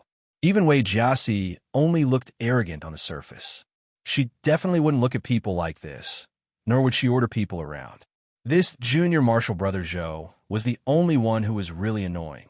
Looking at Mo Tiange's expression, Clan Master Yu roughly guessed what she was thinking. He felt a bit embarrassed, but he didn't say anything. This junior martial brother, Zhou, wasn't a member of Yu clan. Out of respect for his nephew, it was enough for him to comfort her. The two of them stood silently on top of Yu clan's gate tower, gazing into the distance. From time to time, they would see flight lights passing by, as well as the lights of fights of magical powers. In the past 2 days, they'd heard about the current situation from the cultivators who came in from the outside. The current situation wasn't good. All of Danding School's disciples have been sent to the battlefield, and even the part-time disciples were no exception. Since part-time disciples were also sent to the battlefield, it was clear how desperate the situation was. Later, part of Danding School's great mountain protecting formation was shattered. All the cultivation clans attached to it received Danding School's order to fight. Of course, not all clans obeyed the order. Now that Danding School was on the brink of destruction, some people naturally wanted to stay out of trouble. However, demonic beasts wouldn't negotiate with humans, so they could only hope they were lucky and didn't run into a high-level demonic beast. There were many reasons why Yu clan participated in the war. First, Yu clan was too small. If they wanted to preserve their strength before choosing a strong cultivator to attach themselves to, they might as well gamble with their lives that Danding School, a cultivation group that had existed for several thousand years, wouldn't be defeated by a demonic beast riot. Second, one of Yu clan's promising foundation-building cultivators had already died in this chaotic war. Although they were angry, they actually let go of the matter. No matter how bad things were, they might not necessarily be able to preserve their strength, so they might as well fight with their lives on the line. Because of this, Mo Tiange rather admired this clan master Yu. Being able to be so decisive, this clan master, you could also be considered a character. She heard Danding School had sent out countless summoning talismans asking for help. Presumably, in a month or two, their comrades would come to help. If it was too early, those people wouldn't want to sacrifice themselves. If it was too late, Danding School would be defeated, which would most likely affect the level of pill concocting in all of Kunwu. Presumably, they just had to endure until then. The two of them watched silently for a while. Then Clan Master Yu suddenly said, "In a few days, it'll be the new year." Mo Tiange was dumbfounded. Cultivation was timeless, and cultivators didn't pay attention to this kind of secular ceremony. Whether it was in Yunwu's sect, Xianxing School, or when she was with second uncle, they never celebrated the new year. At most, they only told her that she'd grown 1 year older. Since this clan master Yu suddenly brought it up like this, it seemed the people of cultivation clans paid more attention to these things. Gazing at the firelight in the distance, Clan Master Yu smiled gloomily and said, "During the new year last year, my other grandnephew advanced to the foundation building realm when he was just 30 years old. At that time, we thought Yu clan's future was bright and might produce a core formation cultivator. Unexpectedly, during this new year, my grandnephew already passed away." Clan Master Yu didn't say anything, but Mo Tiange could still feel his sorrow. For cultivators of cultivation clans, having no successor was probably the most sorrowful thing. Just like Yi clan in the past. Even though they produced an amazingly talented core formation cultivator, they had no successor, and in the end, they had to withdraw from Mount Qingming in dejection. Clan Master Yu wiped the corners of his eyes, then turned around and said with a smile, "Fellow Taoist Mo, don't blame me. I'm old, so I tend to let my imagination run wild." Alas, Mo Tiange shook her head. It's nothing. The two of them were silent for a while. Then Clan Master Yu asked, Fellow Taoist Mo, you're quite young. You don't seem to have a technique to preserve your appearance. May I know how old you are?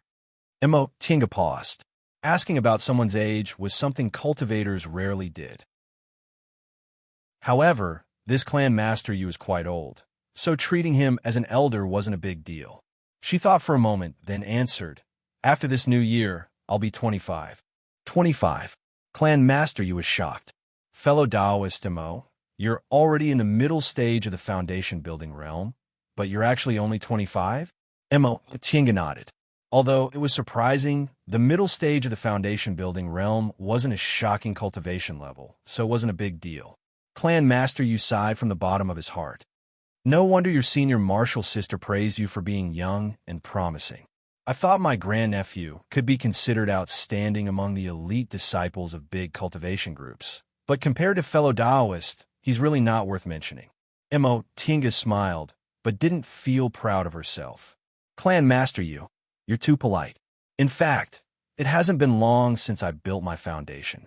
I only managed to enter the middle stage of the foundation building realm because of my elder's love and some fated chances. I'm really ashamed to say this. Hey, Clan Master Yu said earnestly, fated chances are also a part of strength. Fellow Taoist Mo, you really don't need to be so modest. If it were my untalented sons and grandsons, even if they were given enormous fated chances, I'm afraid they still wouldn't be able to advance to such a realm. Mo Tinga still smiled and cupped her hands at Clan Master Yu's praise. Clan Master Yu's words showed that he didn't know what kind of great fated chances she'd encountered. After obtaining the art of the origin, her crippled spiritual roots suddenly became heaven-gifted. After obtaining guidance from a deification cultivator, her future cultivation journey would be shortened by at least 10 to 20 years compared to others. Coupled with the five spirits body cultivating fate, she could be said to have reduced the time she needed to cultivate the deification art by more than half. Lastly, there was the virtual sky world. Although she hadn't had the time to use the greatest treasure inside, the formation in front of her now came from it. If it was before, she would have definitely been like Clan Master Yu, thinking that fated chances were only auxiliary. However, after obtaining them, she realized that fated chances really couldn't be underestimated. Back then, there was a rumor in Kunwu that a cultivator with an extremely poor aptitude obtained an enormous fated chance and advanced to the nascent soul realm. With his divine power, he could run amok in the celestial pole. Now, it seemed like it was the truth. Clan Master Yu said, Fellow Taoist Mo, may I know which Master Taoist of Xianqing school you and your fellow martial sisters are under? When they came, they only said they received orders from their master and accepted Danding School's dispatch to provide assistance, but they didn't mention their master's name. With Clan Master Yu's status, he probably wasn't qualified to know these things. However, this matter wasn't a secret. Mo Tinga said, My senior martial sisters are all Martial Uncle Xuanin's disciples. I was also taught by Martial Uncle Xianin, so we could be considered to be from the same sect. I see. Clan Master Yu didn't ask why she called him Martial Uncle alone. After all, this kind of matter was a personal secret. The two of them chatted for a while. Clan Master Yu saw that Mo Tinga had this kind of cultivation level at such a young age and treated people very calmly, so he wanted to befriend her. Thus, Mo Tinga also treated him amiably. Perhaps they'd really be useful in the future by forming a predestined relationship. Just as they were talking, someone came to report that the condition of the young foundation building cultivator from Yu Clan had changed. Clan Master Yu was extremely worried and immediately rushed over. Mo Tinga originally didn't plan to care, but Han Qingyu happened to come and take over, so she secretly ordered Mo Tinga to go and take a look at the situation. Mo Tinga followed Clan Master Yu into the inner courtyard of Yu Clan. When she entered the room, she once again received a hostile gaze from that junior martial brother Zhou. Mo Tinga raised her lips, feeling a bit helpless. This junior martial brother Zhou was a foundation-building cultivator who looked to be in his 40s. He was at least 100 years old, yet he was still so childish. This disciple of danding school didn't seem to be very good after all. She, how are you? Clan Master Yu seemed to have a very close relationship with this cultivator. The young Yu clan cultivator lay on the bed with a gloomy expression and a bitter smile on his face. Uncle, I'm sorry, she, don't say that. Clan Master Yu held the man's hand tightly and comforted him. Take good care of yourself. You'll get better. We still have a lot of green hanging pills, Uncle. The man interrupted him with a sorrowful look in his eyes. Uncle, my injuries, I know them clearly. Maybe they could be healed, but I've probably been beaten back to the aura refining realm. Clan Master Yu's expression was greatly shaken. Mo Tinga saw that his hand, which was holding the man's hand, was trembling slightly. Being beaten back to the aura refining realm, Mo Tinga knew how serious his injuries were. When it came to realms regressing, the better ones could spend several years to regain their cultivation level. As for the worse ones, they might never be able to advance even an inch in their entire lives. Uncle, upon seeing Clan Master Yu's expression, the man's eyes were filled with tears. I'm sorry. For more than 50 years, you tried your best to train me, but I know. Clan Master Yu regained his composure and calmed down. His voice was firm. She, don't worry. When a war is over, Uncle will help you think of a way. Don't think too much about it now. Our Yu clan is still fine.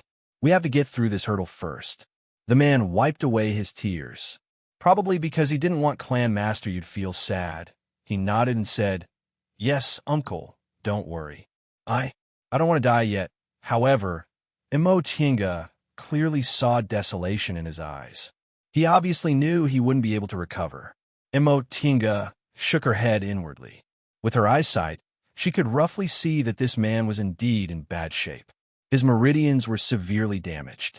Even if his dantian was fine, he would at least fall back to the early stage of the foundation building realm. Chapter 127. You're saying that person's cultivation level has regressed. Upon hearing Han Qingyu's question, Mo Tinga nodded and said, That's right. I can see that his meridians were damaged too seriously, so his cultivation level regressed. Han Qingyu pondered for a moment, then sighed. This is troublesome. Mo Tinga stared at her strangely. Senior Martial Sister Han, we didn't consider this Yu clan cultivator to be part of our fighting force. Why is it troublesome? Han Qingyu said, Think about it. This clan master Yu decided to participate in the battle because another foundation building junior died. Could it be that because this junior's cultivation level regressed back to the aura refining realm, Yu clan lost all hope and decided to fight to the death with the demonic beasts? Mo Tinga was shocked. This is very possible. Seeing that Mo Tinga understood this point, Han Qingyu smiled bitterly. If it were me, I might also do the same. People without clans probably don't understand this feeling. Clans without hope are just struggling at death's door. I'm afraid this clan master Yu already has this kind of intention. Mo Tinga calmly thought about it, then said, Senior Martial Sister Han, if that's the case, doesn't that mean we'll also correct? If that's the case, we'll also be in danger. The Matter Master entrusted us with won't be easy to handle. Han Qingyu thought for a moment, then said, How about this? In a moment, I'll go and see what's going on with that Yu clan brat. If there's a way, I'll lend him a hand, lest Yu clan gives up hope and disregards everything. If there's no way, then we'll withdraw from Yu clan when necessary. We can't throw our lives away for them. Mo Tinga could only nod. Since Senior Martial Sister said so, let's do it. Mo Tinga stopped talking about Han Qingyu and entered the virtual sky world again. She sat in silence and pondered. Every time she entered the virtual sky world, she would lay a spirit-dispersing formation inside the house to make others feel there was a foundation-building cultivator inside. This was to prevent Han Qingyu and the others from feeling strange and discovering her secret. In the virtual sky world, she could clearly sense everything happening in the outside world. If something happened, she could come out in a flash. Unfortunately, entering the virtual sky world required some effort. Otherwise, she wouldn't have to worry about her life. She was both happy and worried about the current situation. What Imotinga was glad about was that Han Xingyu had already made preparations. This senior martial sister Han was the same as Luo Fengxue. They were both good at handling matters. Furthermore, her experience in fights of magical powers was many times richer than Luo Fengxue's. Since Han Xingyu had already made arrangements, Imotinga didn't need to put too much thought into it. What worried him was that the Yu family wasn't stable right now, and he didn't know when problems would arise. She thought for a while, but still couldn't find a solution, so she shook her head and went back to cultivating. She had already tried out the power of the soul refining art for the first time when she was helping the Yu Clan Jr. and Zhou cultivator, so she was full of expectations for this cultivation technique. Right now, she was only in the middle stage of the foundation building realm and had just advanced not too long ago, yet she was able to easily injure a 5th-rank demonic beast. From this, it could be seen that injuries to one's divine sense couldn't be judged by the depth of one's cultivation level. In this way, even if she were to face a core formation cultivator, she still had the ability to resist. He cultivated, and a day passed. The next day, Imotinga heard faint footsteps, so she woke up from her cultivation. She immediately emerged from the virtual sky world and pretended to be cultivating. Tinga, it was Luo Fengxue's voice. Imotinga removed the formation and opened the door. Senior Martial Sister Luo? Luo Fengxue looked anxious and her forehead was covered in sweat. She said anxiously, "Quick, let's go. They're fighting." Imotinga was stunned. Luo Fengxue came in and dragged her out. "I don't have time to talk to you. I saw something wrong outside before I went out, so I hurried to find you." Imotinga was stunned. She followed Luo Fengxue out the door, but when she looked up, she finally understood what was wrong. The sky was filled with flames. The area outside the Four Symbols Formation's defensive barrier was full of flames. It was daytime, but the flames illuminated the entire Yu clan. If it was nighttime, it would probably be as bright as daytime. Imotinga roughly sensed that there were at least a dozen foundation building cultivators and several hundred aura refining cultivators and demonic beasts in the surroundings. She and Luo Fengxue glanced at each other. Both of their faces were deathly pale. What did so many cultivators and demonic beasts mean? It meant that the area around Yu clan had become the main battlefield. Although they'd long expected that a large-scale battle would break out in the vicinity one day, they didn't expect that day to come so soon. The two of them staggered and flew to the highest tower. Sure enough, Han Xingyu and the people from Yu clan were already there, as well as the cultivators they saved one after another during this period of time. Once she saw them, Han Xingyu pulled them over and said solemnly, "I don't know what's going on, but they fought until here today. I don't have time to talk to you right now. Prepare for battle. Yu clan." She cast a glance at Clan Master Yu and the others not far from them, then looked at Imotinga. "It won't be long before Yu clan asks you to open the formation. Do as you see fit." Imotinga cast a glance at them, then said in a low voice, "Senior Martial Sister Han means." Han Xingyu smiled bitterly. "I want to get involved, but things are happening too fast. Just do what you need to do. There's no need to have any misgivings. I'll talk to Master, that is, if we can still see him." Since Han Xingyu said that, Imotinga naturally understood. She nodded and said, "All right, I understand." Right after they finished speaking, Clan Master Yu came over. Fellow Taoists. Without waiting for them to finish greeting each other, Clan Master Yu's gaze fell on Imotinga. "Today, I'll have to shamelessly ask fellow Taoist for help again." Imotinga nodded. She didn't waste time talking nonsense with him and asked straightforwardly, "Clan Master Yu, when do you plan to attack?" Clan Master Yu glanced at the defensive barrier in the sky, then shifted his gaze to the numerous fighting figures in the distance. His expression became firm. "Now, what about the mortals and low-level cultivators?" Clan Master Yu's expression turned bitter.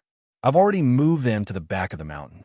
It'd be best if they can survive, but if they can't, they can only blame themselves for being unlucky." Since things had reached this point, there was nothing left to say. Tinga took a few steps forward, then laid a simple defensive formation next to her position.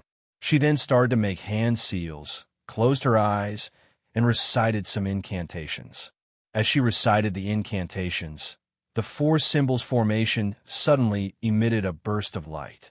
The lights of the four symbols, azure dragon, white tiger, vermilion bird, and black tortoise, appeared in the east, west, north, and south.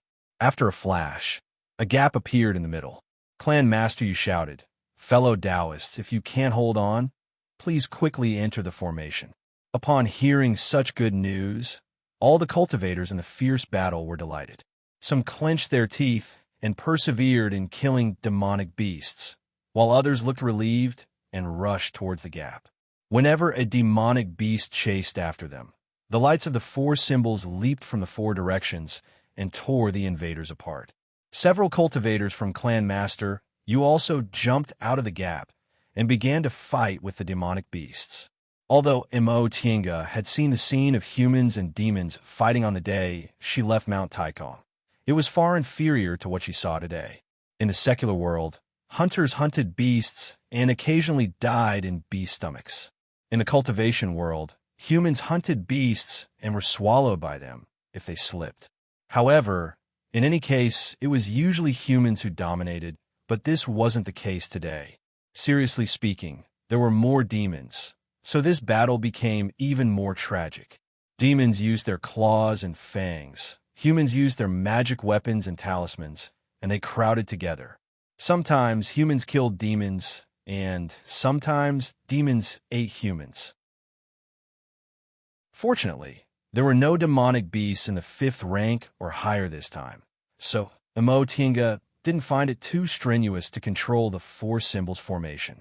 She just had to take restorative panaceas from time to time to replenish her spiritual aura.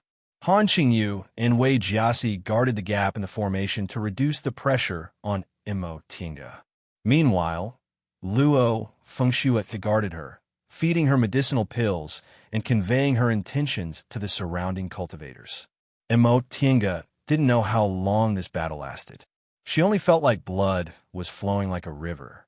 There were several times when she wanted to give up and enter the virtual sky world, regardless of whether others lived or died. However, the precarious situation of the formation made her realize the heavy burden on her shoulders. Even if she wanted to leave, she had to make some arrangements. Otherwise, she would be the first one to suffer the formation's backlash. 5th-rank demonic beasts. Those are 5th-rank demonic beasts. Someone shouted. Tinga suddenly looked up and saw 2 demonic beasts flying towards her from the horizon. In an instant, both her and Luo Fengshui's faces turned pale. 5th-rank demonic beasts were in the early stage of the core formation realm. There were only foundation building cultivators here, and there were also numerous low-rank demonic beasts. Tinga, Han Qingyu shouted, "Give up. Give up on the formation. Let's go." Tinga clenched her teeth, muttered a few incantations, and changed her hand seals several times. She then pulled Luo Fengshui, took out the white silk handkerchief, and dashed towards the gap in the formation. She temporarily used a secret technique to suppress the formation. Without anyone presiding over it, it could probably hold on for about an hour. During this time, whether they fought or fled, there would presumably be a result. "Senior Marshal's sister," Tinga asked once the 4 of them met up. "What should we do?" Han Qingyu swept her gaze over the surrounding cultivators who had already begun to flee in panic. She could only smile bitterly and say, We should also take advantage of the chaos to escape. We can't hold on any longer." The 4 of them were speechless. Han Qingyu pulled Luo Fengshui and shouted, "Fengshui, come with me. You two can take care of yourselves. If we escape, we'll meet up in a nearby courtyard." "Got it." Luo Fengshui followed Han Qingyu because Han Qingyu's cultivation level was the highest among them. Tinga and Wei Jiasi were both in the middle stage of the foundation building realm and had rich experience in fights of magical powers, so they could take care of themselves.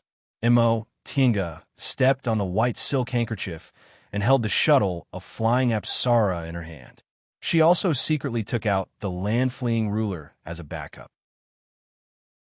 If she was unlucky and ran into a 5th-ranked demonic beast, Tinga planned to use the land-fleeing ruler to immediately escape thousands of miles away, and then use the virtual sky world to hide inside.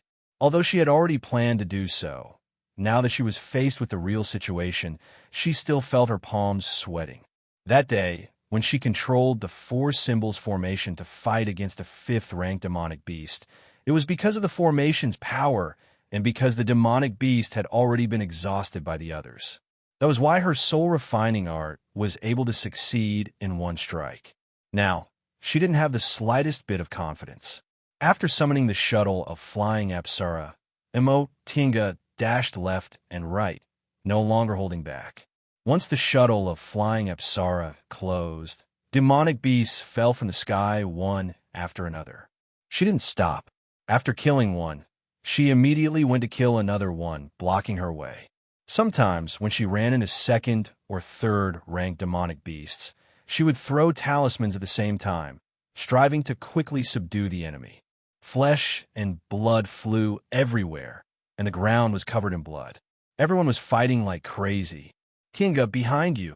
Upon hearing Luo Fengshue's voice, Tinga instantly controlled the white silk handkerchief to rise into the sky.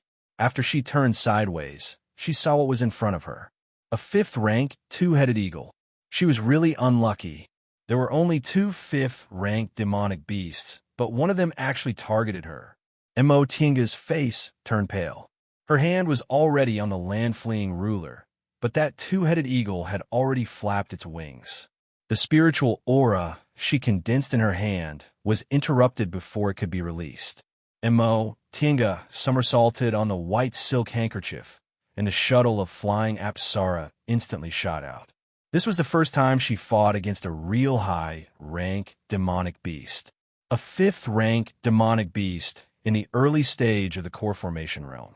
Back then, with second uncle's experience in fights of magical powers, he was still seriously injured despite being surrounded by 5 people, which clearly showed his fighting strength. There were also those cultivators from Yu Clan and Zhou Clan. If it weren't for their outstanding flying magic tools, they probably wouldn't have lasted that long. How could she deal with them alone now? Therefore, she could only dodge and look for an opportunity to escape. The white silk handkerchief could both defend and fly. If it was used for defense, it could naturally block several attacks from demonic beasts. However, this wasn't a solution. She could only try her best to dodge their attacks and use the shuttle of flying Apsara to harass them for as long as possible so that she could use the land-fleeing ruler. Sure enough, she miscalculated. When facing a real high-ranked demonic beast, she didn't even have time to use the land-fleeing ruler. Tinga. Luo Fengshue watched anxiously. However, she saw Tinga moving up and down, left and right. She was as ethereal as the cloud and as swift as the wind, making it almost impossible to see her figure clearly. She was obviously dodging the 5th-rank demonic beast attacks, but it seemed like she was teasing it instead. Luo Fengshue was a bit dumbfounded. She already knew this nominal junior martial sister of hers had a rough life. She wandered from place to place and experienced many fights and tribulations. She was different from elite disciples of cultivation groups like them who grew up peacefully. However, she never expected that Tinga, who had just built her foundation, would have this kind of fighting strength and could contend with a 5th-rank demonic beast. It seemed she still had a lot to work on. Fengshue, why are you in a daze? Wei Jiasi, who had blocked a wave of attacks for Tinga, glowered at Tinga and said, "Take care of yourself first." But before Tinga could finish her words, she saw Wei Jiasi controlling her flying sword to attack the 5th-rank 2-headed eagle. This 5th-rank 2-headed eagle had long been enraged by Tinga's attacks. It kept slapping its claws, sending lightning bolts towards Tinga one after another. Tinga was actually very anxious inside. Others couldn't see it, but she was having a hard time.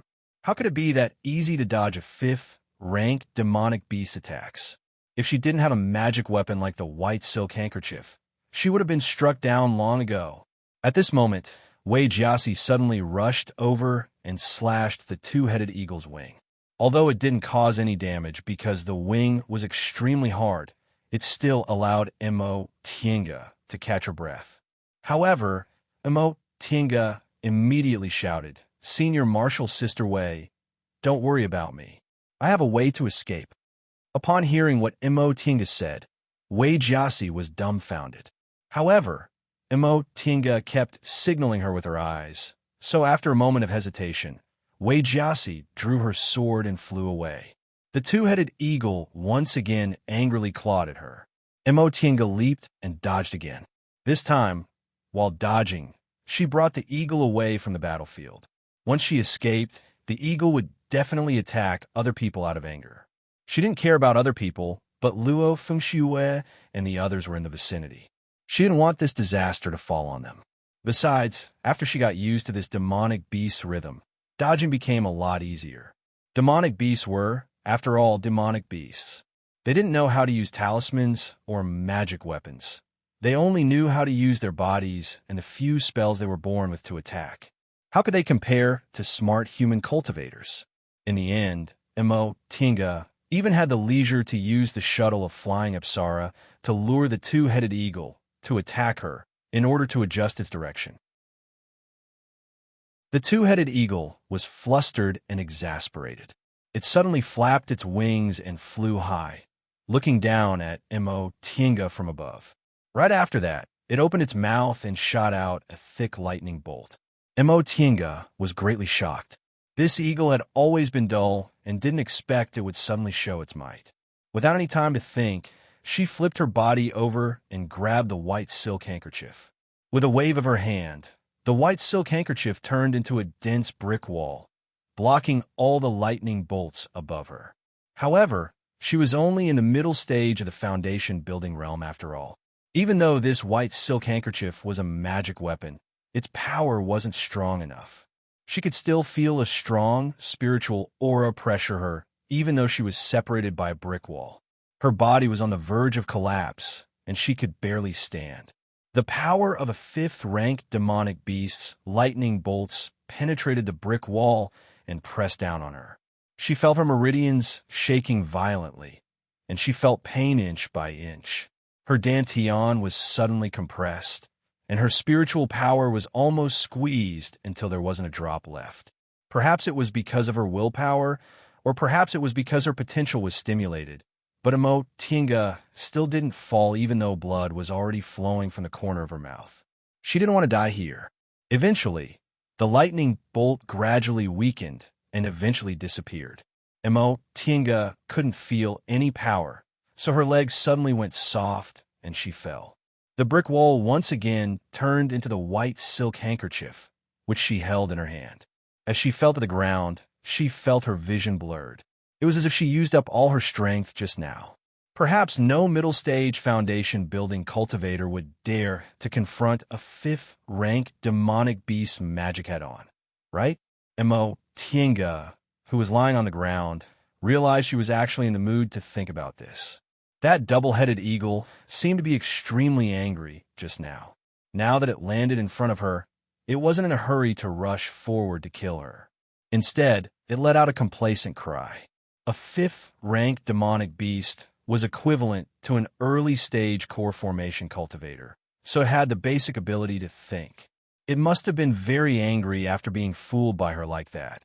As Mo Tiange thought about this, she couldn't help but smile and clench her fists. The demonic beast looked at her expression, then tilted its head and unexpectedly revealed a doubtful gaze. Upon seeing this, Mo Tiange muttered, "You want to know human emotions? You're still too early." Right after she finished speaking, the double-headed eagle seemed to have seen the sly smile in her eyes. However, before it could pounce on her, the little insect in front of it suddenly disappeared. Cough! Thousands of miles away, Mo Tiange coughed up a mouthful of blood. She immediately closed her eyes and silently recited an incantation. She was really lucky just now. That eagle didn't kill her immediately, giving her time to activate the land-fleeing ruler. However, for a fifth-ranked demonic beast, a distance of thousands of miles was only a matter of a few breaths. If that demonic beast followed her scent and came here, it would be dangerous. She had to enter the virtual sky world as soon as possible. As she recited the incantation, a light the size of a broad bean slowly emerged between her eyebrows. As she recited the incantation, that light became brighter and brighter until it gradually turned into a huge bead which swallowed her in a flash. Lying in the small layer of the virtual sky world, Tinga once again coughed up a mouthful of blood. Suddenly, a small creature staggered over to her side and whimpered. Tinga forced herself to open her eyes and saw that it was the inferno beast she accidentally caught some time ago. She forced a smile. "I don't have time to feed you today." Before she could finish speaking, her head became heavy and she fell to the ground. Chapter 128. The breeze blew and the bamboo leaves rustled. The water flowed and the stream meandered. If it weren't for the fact that it was so quiet that no one could smell, this place would be the most beautiful paradise. Inside the virtual sky world, Tinga slowly walked along the stream with her hands in her sleeves. Behind her, a small beast that looked like a squirrel followed behind her while chasing the fluttering butterflies. This little inferno beast had been raised in the virtual sky world for a long time. She didn't know what kind of spiritual plants it ate, but its cultivation level advanced by leaps and bounds. It was now in the second rank. She didn't know whether it was because the virtual sky world was connected to her, or because the little inferno beast was grateful to her. But although there was no contract between them, it treated her like a contractual spiritual beast. That day, she managed to escape from the claws of the fifth-rank double-headed eagle with great difficulty. As soon as she entered the virtual sky world, she was unconscious for several months, as if she was dead. During this period, the little inferno beast kept feeding her unknown spiritual plants. After several months, she finally regained her breath and could meditate to heal her injuries.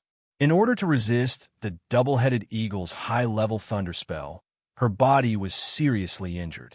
She thought she would follow in the footsteps of that Yu family's cultivator, and her cultivation level would drop. She didn't expect that the spiritual herbs brought by this little inferno beast would be able to stop her injury. Her meridians and dantian had also gone through the five spirits' cultivating body, so they were tough and firm. Yu-Clan's green pendant pills were indeed good stuff. They were useful for both internal and external injuries. After taking the green pendant pills, her injuries were completely healed in just a few months. After her injuries were healed, Tinga didn't want to go out anymore. She could hear the movements outside in the virtual sky world. The battle was very fierce, so it was better to stay inside the virtual sky world to avoid the flames of war. As for Luo, Fengxue, and the others, she had done her best. Whether they lived or died would depend on their luck. Therefore, she concocted medicinal pills, organized medicinal fields, and read ancient books inside the virtual sky world every day. The previous master of the virtual sky world was a person from the distant past era. The cultivation techniques he collected were all related to the origin, which was suitable for her. After the little inferno beast advanced, it didn't know whether its ardent yang real fire also advanced. But its ardent yang real fire evolved in a sun real fire, which almost surpassed the quality of Danding School's earthly fire.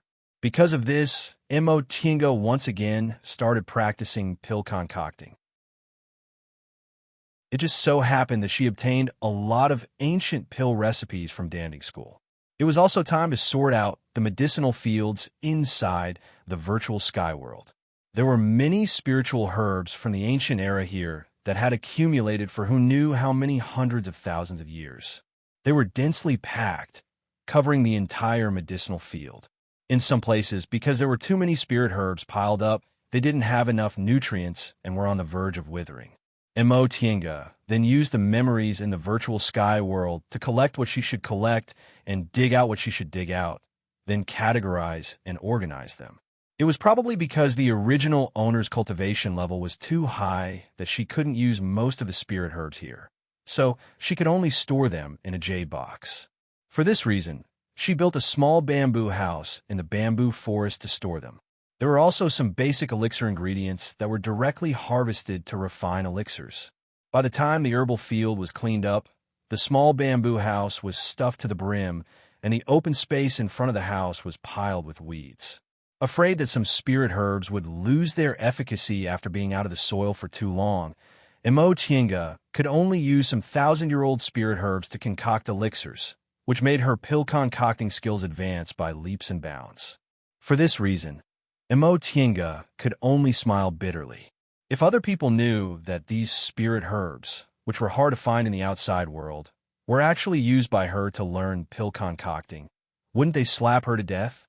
In fact, she actually wanted to exchange them for spirit stones, but the outside world was too chaotic, so she didn't dare to go out.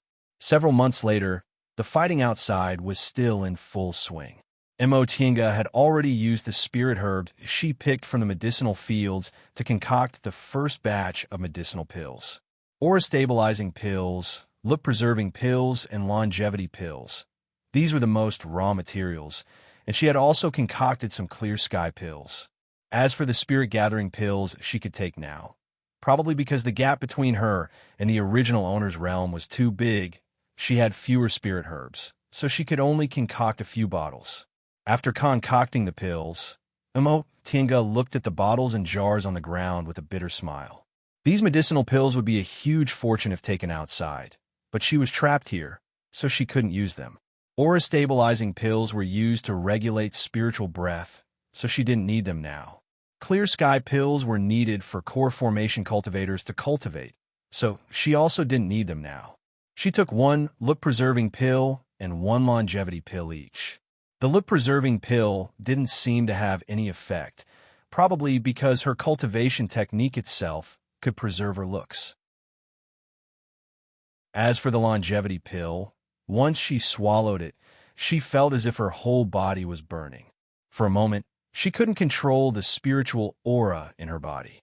After adjusting her breath, when the spiritual aura in her whole body finally calmed down, she had a wonderful and indescribable feeling. It was as if her lifespan was endless. According to the lifespan of a foundation-building cultivator, it was about 300 to 400 years. She was only 25 years old now, so she could live for at least another 300 years. If the longevity pill added 500 years to her lifespan, then that would be 800 years. Immerse was very happy about this. In 800 years, no matter what, she should be able to advance to the core formation realm, right? If she was lucky, advancing to the nascent soul realm wouldn't be a problem. After she finished concocting all these medicinal pills, Immerse's pill concocting skills could no longer be mentioned in the same breath as before. She had a 50% success rate in concocting medicinal pills like the longevity pill, so she wasn't much worse than a great concocting master. Unfortunately, there weren't too many pill recipes in the ancient books here. Even if there were, she wouldn't be able to understand them with her current realm, so her pill concocting skills could only stop here. Another piece of good news was that her soul-refining art finally showed some initial results. Not only could she refine a physical body, but she could also turn it into a flying knife and hurt people silently. Several months passed just like that. Time passed quickly.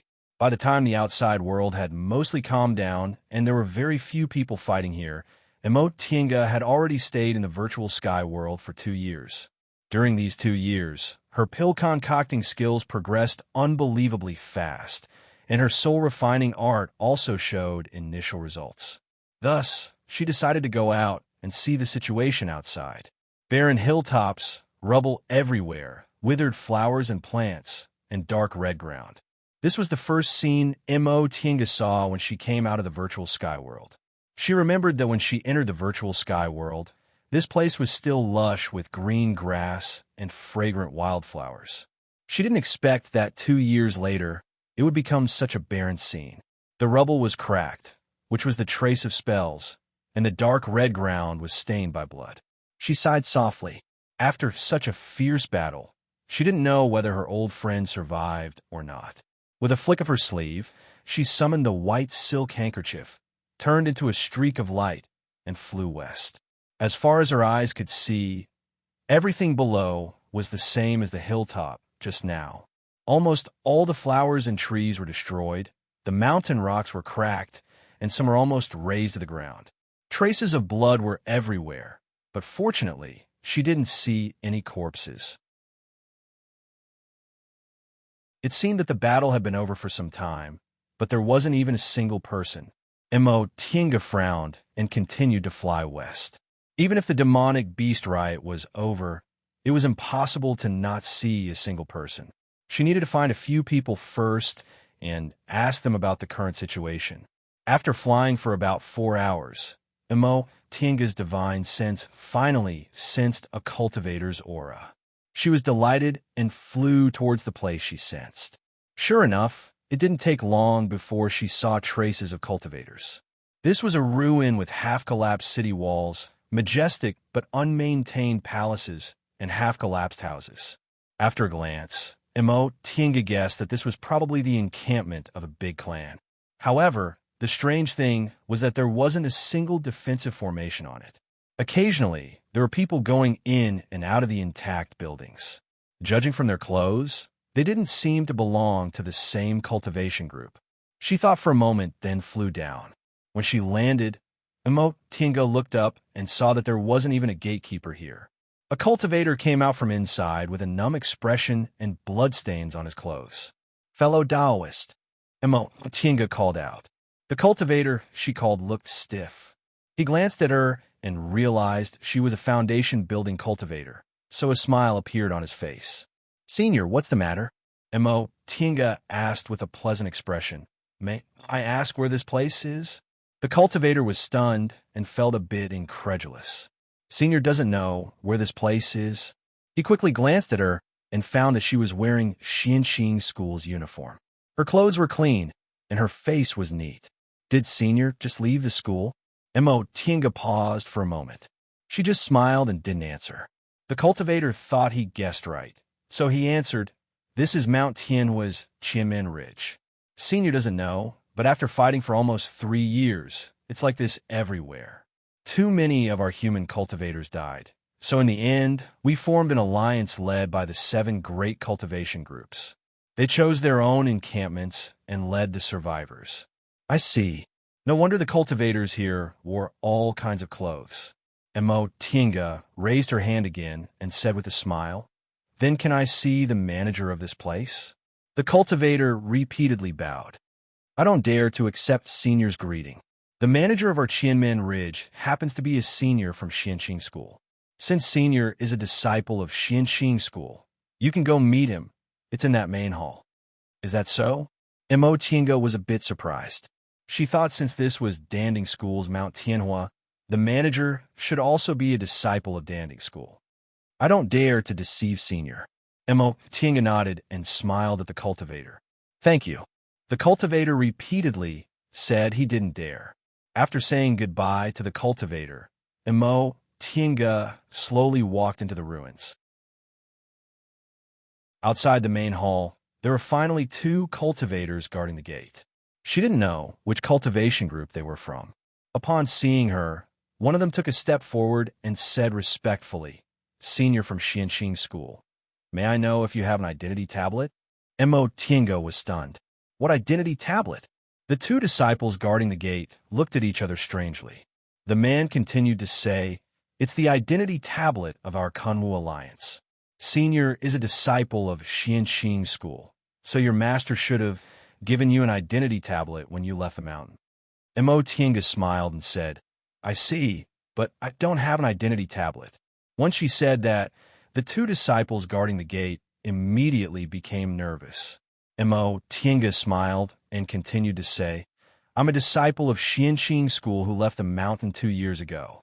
Because I was seriously injured in a battle, I've been recuperating in a secret place. I only came out now that I've recovered, so I don't have an alliance identity tablet you mentioned. However, I have an identity tablet of Xianxing School. You can also show it to your manager." As she said that, she handed over her Xianxing School Identity Tablet. The disciple guarding the gate saw her calm appearance and cautiously took the identity tablet. If that's the case, Senior, please don't take offense.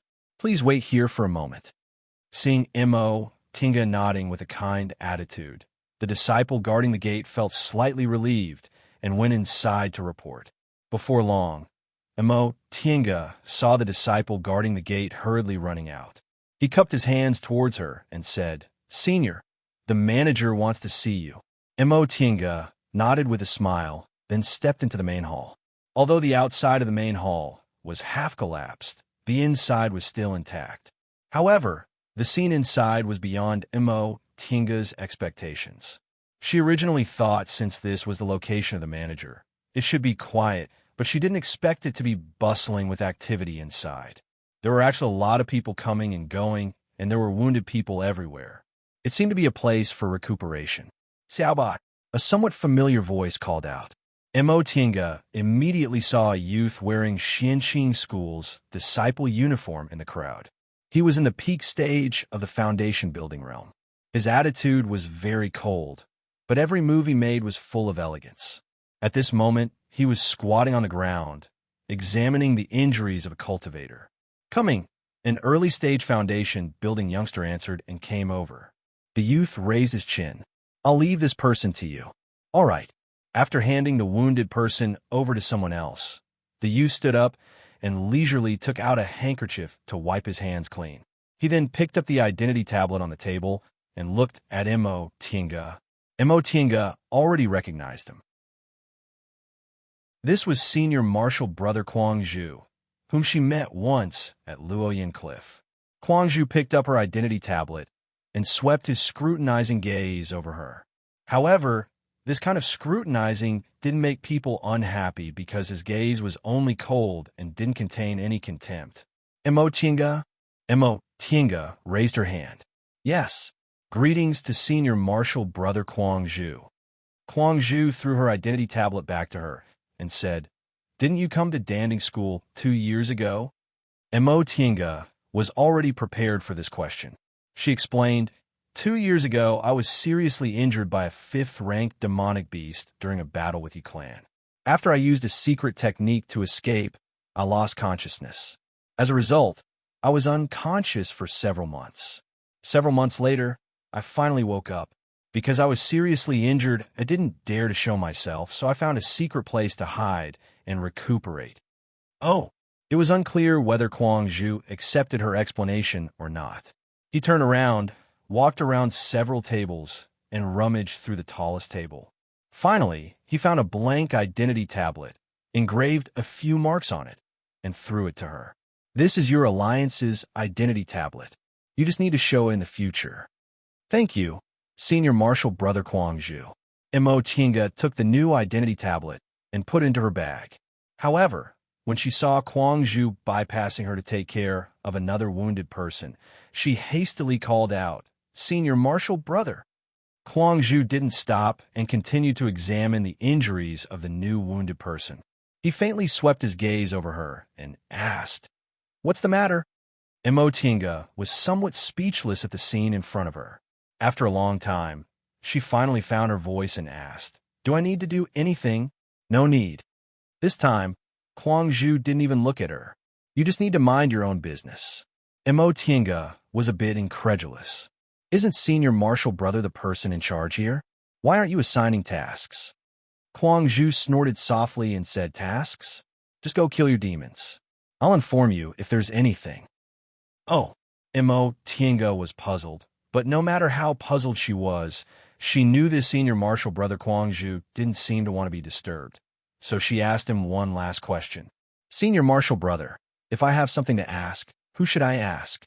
After Kuang Zhu finished casting a healing spell, he raised his head to look at her. He then turned around and called out, "Xiaoguzi." "Yes." An aura-refining youngster answered and came over. Kuang Zhu pointed at her and said to the youngster, "This martial uncle has something to ask. Since you have nothing to do, why don't you talk to her?" "Oh." The youngster glanced at Mo Tinga. His eyes wandered around before he said with a smile, "Martial uncle, this isn't a good place to talk. Please come with me. Seeing that Kuang Zhu was once again engrossed in examining the injured, Emo Tiange felt helpless. But at least there was someone willing to answer her questions, so she smiled at the youngster and said, "Thank you." The youngster led her to a corner of the hall. She didn't know where he got 2 chairs with missing legs, but after casting a simple spell, he smiled and asked her to sit down. He then said, "I don't dare to accept Martial Uncle's thanks. If Martial Uncle has anything to ask, please don't hesitate to ask me. I'm not bragging, but there's nothing I don't know about." Really? The youngster's attitude was neither servile nor overbearing, but he was smiling. Emo Tiange had a good impression of him, so she said with a smile, "All right then. If you can answer me, I'll give you a good thing. What do you think?" The youngster's eyes brightened. "What good thing?" Emo Tiange spread her hands. "I obtained this by chance. If you need it, you can use it yourself. If you don't, it's not bad to exchange it for several hundred spirit stones." The youngster curiously picked up the snow-white medicinal pill in her palm. "This? I don't know." Emo Tiange chuckled inwardly and said, "In fact, I'm not sure what it's called, but it seems to be a medicinal pill to treat cultivation deviation. You can ask your elders. If you're lucky, it might be worth a lot of money, but if you're unlucky, don't blame me." This was the aura-stabilizing pill she concocted. Among the medicinal pills she concocted, it was the least valuable one. The youngster chuckled and took the medicinal pill. "All right, Martial Uncle, please ask what you want to ask. It seems you're really confident." Emo Tiange put the medicinal pill away before answering. The youngster played with the medicinal pill in his hand without saying anything. "I want to ask you about a few people. The first is Martial Uncle Xianin from Clear Spring Peak, followed by several female disciples under him, and lastly, a disciple under Martial Uncle Qingyuan." The youngster's eyes shifted. Grandmaster Xianin was ordered to return to the mountain half a month ago, so he should be in Mount Taikong now. The female disciples under Grandmaster Martial Uncle mentioned should be Martial Uncle Han, Martial Uncle Wei, and Martial Uncle Luo, right? Correct. Emo Tiange nodded with a smile. This child really did have some skills. If Martial Uncle asked whether these 3 Martial Uncles are well or not, my answer would be not well. If Martial Uncle asked whether they're alive or not, my answer would be not well. Emo Tiange was stunned. This boy is really clever, but what does he mean by not well? The youngster seemed to have seen through her doubts, so he answered honestly, "I heard what Martial Uncle said just now. I think Martial Uncle was with these 3 Martial Uncles 2 years ago, right?" Seeing that Emo Tiange nodded, the youngster continued, "In the battle that year, Grandmaster Xianin arrived in time, so the 3 Martial Uncles didn't die. However, Martial Uncle Wei and Martial Uncle Luo's injuries were quite serious, so they were sent back to Mount Taikong. This matter was handled by us. In addition, Martial Uncle Han is fine, but I heard she was also injured several months ago." "Oh, I see." Emo Tiange heaved a sigh of relief. It was good that they were alive. Martial Uncle also mentioned Grandmaster Qingyuan's disciple. "What's his name?" "His name is Yi Jingwen." "Martial Uncle Yi?" the youngster said with a smile. "What a coincidence. Martial Uncle Yi has been with us recently, so you'll be able to see him soon."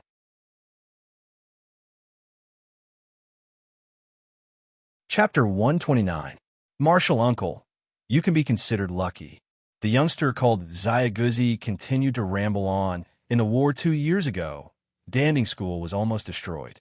Only some of its disciples managed to escape, but they were left homeless and miserable. That's why Mount Tianhua is now filled with disciples from other cultivation groups. At this point, Emo Tiange hastily interrupted him. "Then how's Danding School now?" Xiaoguzi was interrupted halfway. He paused for a moment before continuing. "Oh, Danding School. Speaking of the war back then, it was really tragic. Later on, several 8th-ranked demonic beasts launched a surprise attack. In the end, Danding School couldn't hold on and even lost a nascent soul cultivator. In the end, the remaining 2 nascent soul grandmasters of Danding School escaped from Mount Tianhua with their elite disciples. They even used the school's secret technique to preserve their lineage. Right now, Danding School's cultivators have settled in the nearby Mount Shieling. I heard that because of this, the nascent sole grandmasters of Danding School flew into a rage and blamed the other cultivation groups for not lending a helping hand. However, since Danding School has fallen to this point, they can only rely on the other 6 great cultivation groups and don't dare to really turn hostile. Xiaoguzi looked complacent, as if Danding School's current predicament was caused by him, which made Tinga feel a bit amused. However, the other 6 great cultivation groups probably had the same attitude as him. Now that Danding School was in such a state, not only did they suppress their strength, but they also preserved their lineage. In the future, Danding School still had to rely on them to make a comeback, so they naturally had to listen to them. Perhaps they might even directly turn Danding School into a cultivation group that concocted pills for them. That would be the best. Of course, Danding School wasn't easy to deal with. In any case, they had 2 nascent soul cultivators, so their foundation was still there. They still had a chance to rise again. Xiaoguzi's interest was piqued. Regardless of whether Tinga asked him or not, he continued to talk nonstop. I say, Martial Uncle, you're also very awesome. I heard you were chased by a 5th-ranked 2-headed eagle during that great battle, but you actually came out unscathed? Tinga was a bit surprised. How did you know? Xiaoguzi's eyes widened. Martial Uncle, don't you know? Many people in Xianxing School know about your matter. Tinga was stunned. What's going on? During the battle at Danding School that year, 2 5th-ranked demonic beasts suddenly appeared among the foundation building cultivators. In the end, one of them was lured away by Martial Uncle. After the battle, a lot of people said our Xianxing School disciples were really amazing. After Xiaozui left, Xiaoguzi led Tinga to the back of the mountain. When the 2 of them reached a secluded area, Xiaoguzi said, although at the station, Kunwu Alliance is a place where several cultivation groups live together. The battle against demonic beasts has already reached this stage, so it's impossible for these cultivation groups to be completely harmonious. Martial Uncle, you're a disciple of Xianxing School, so there are several places we'd better avoid. Tinga smiled. She didn't intend to delve into the matter of whether the alliance was harmonious or not. She just asked, right? Doesn't Senior Martial Brother Kwang Zhu manage things? Xiaoguzi smiled bitterly. Martial Uncle, you might not know, but Senior Martial Brother Kwang Zhu mainly cultivates pill concocting and healing techniques. He doesn't like to meddle in these things, so I and my younger sister, Xiaozui, are in charge of miscellaneous matters. He and Senior Martial Brother Bai are only responsible for treating the injured. Oh, this was indeed a strange relationship. From what he said, Senior Martial Brother Bai seemed to be that early-stage foundation building youngster, the one Senior Martial Brother Kwang Zhu called Xiao Bai. Why were the 2 foundation building cultivators only responsible for treating the injured, while the aura refining disciples were in charge of dispatching things? Having been away from worldly affairs for 2 years, Tinga was a bit curious about this little disciple who seemed to know everything. She casually asked, you call him Senior Martial Brother? Which Martial Uncle's disciple is he? Upon hearing what she said, Xiaoguzi's expression turned solemn. He scratched his head and said, Martial Uncle thinks too highly of me. Xiaozui and I are only ordinary disciples. We haven't entered any core formation Grandmaster's tutelage. Since Senior Martial Brother Bai is our sworn brother, we call him Senior Martial Brother Kwang Zhu, just like he did. Sworn brother. Sure enough, this was a strange relationship. Tinga couldn't help but mutter, there are actually sworn brothers in the cultivation world. Upon hearing Tinga's muttering, a solemn expression emerged on Xiaoguzi's cheeky face.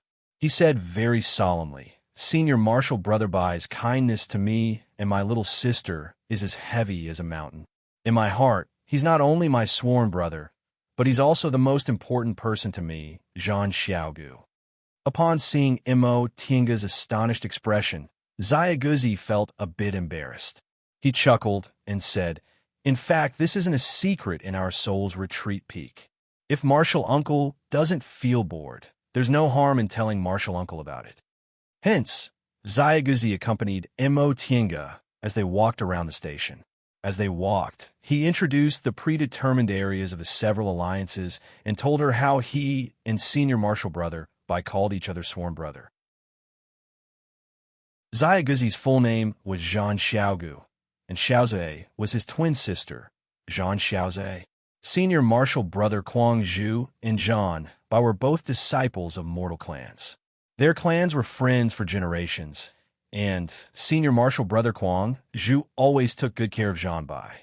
Because of that, Senior Marshal Brother Quang Zhu, who always treated people coldly, also affectionately called Zhang Bai Xiao Bai. Senior Marshal Brother Quang Zhu and Zhang Bai met Xiaoguzi, and Xiaoguzi, not long after Senior Marshal Brother Quang Zhu and Zhang Bai entered the sect and returned to the secular world to visit their relatives. At that time, the two of them were seriously ill and were on the verge of death in a dilapidated temple. When Senior Marshal Brother Bai examined the two of them, he discovered that the two of them possessed spiritual roots, so he simply picked them up and brought them back to the sect. If it wasn't for Senior Marshal Brother Quang Zhu's miraculous hands, the two of them probably wouldn't exist anymore. The reason the two of them were able to grow up to this age was because Senior Marshal Brother Bai didn't hesitate to sacrifice his own cultivation time and raise them up bit by bit. Mo Tiange even sighed when she heard the two of them were orphans. However, Xiaoguzi straightened his back and retorted, "Who said I'm an orphan? Senior Marshal Brother Quang Zhu, Senior Marshal Brother Bai, and my little sister are a very happy family." Mo Tiange couldn't help but laugh. She couldn't help but tease him. "Marshal Uncle originally wanted to give you some good things because you're an orphan. That being the case, Marshal Uncle's gifts are actually unnecessary."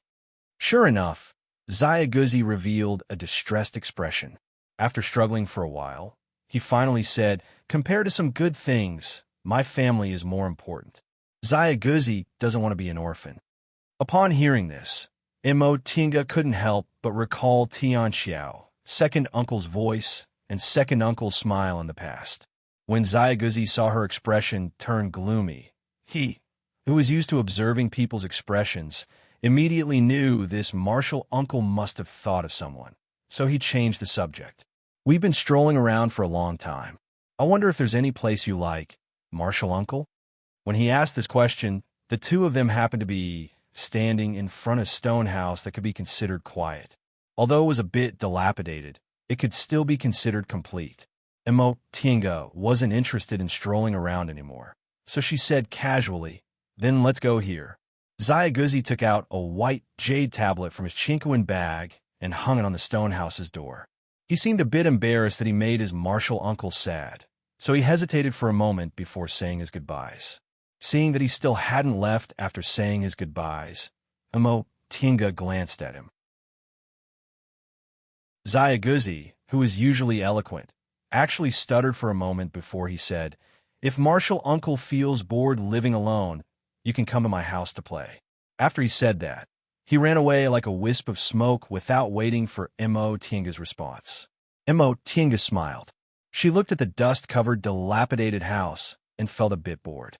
She casually cleaned the dilapidated house, laid a defensive formation, and entered the virtual sky world. Once she entered the small house, the little inferno beast ran over unsteadily and moved closer to her, squeaking. Mo Tiange patted its head. She discovered that the little inferno beast seemed to want to drill into her spiritual beast pouch and was rubbing against her waist. Mo Tiange was stunned. "You want to go out?" The little inferno beast raised its head and whimpered, its eyes looking pitiful. Mo Tiange was silent for a long time. She stroked its head and sighed. Turns out even you can feel lonely. She had put this little inferno beast in the virtual sky world for more than 2 years. There were only some butterflies, flying insects, and other small things inside. There were no spiritual beasts, so it was normal for it to feel lonely. Wasn't she the same? Wasn't the reason why she participated in the demonic beast right now because she was lonely? This kind of loneliness had nothing to do with Dao Heart. Every living creature needed a bit of the aura of another living creature to feel the joy of living. However, this little inferno beast reaction gave her some other ideas. It's very dangerous outside. I can't take you out now, but I can bring some companions to accompany you. What do you think?" The little inferno beast raised its head, stared at her with its black eyes, and let out two happy cries. Tinga smiled. She stroked its head, then went back to cultivating. Unexpectedly, Zayaguzi's words during the day kept ringing in her mind, making her a bit absent-minded. Of course, since she was able to reach the middle stage of the foundation-building realm in just a few breaths, the fluctuations in Tinga's heart had already calmed down. At dawn, Mazuri Tinga sensed a summoning talisman flying towards her from outside, so she stopped cultivating and came out of the virtual sky world. It was a summoning talisman from Zayaguzi, saying that her name had been recorded in the list of cultivators who participated in the battle at Xianmen Ridge, and that he would choose a time to report it to the school. There was also some information about the current war. Tinga gave a simple reply after reading it, then packed up her things and left the room. Zayaguzi said the fiercest battle was currently taking place in Tiandao Sec's area. Ever since Danding School was breached, Mount Tianhua became a forgotten place.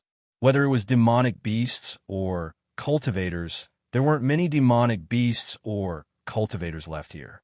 Tinga was tempted. Since that was the case, wouldn't it be safer for her to catch some small first-ranked demonic beasts here? After notifying Zayaguzi, she immediately took out the white silk handkerchief and flew towards the forest.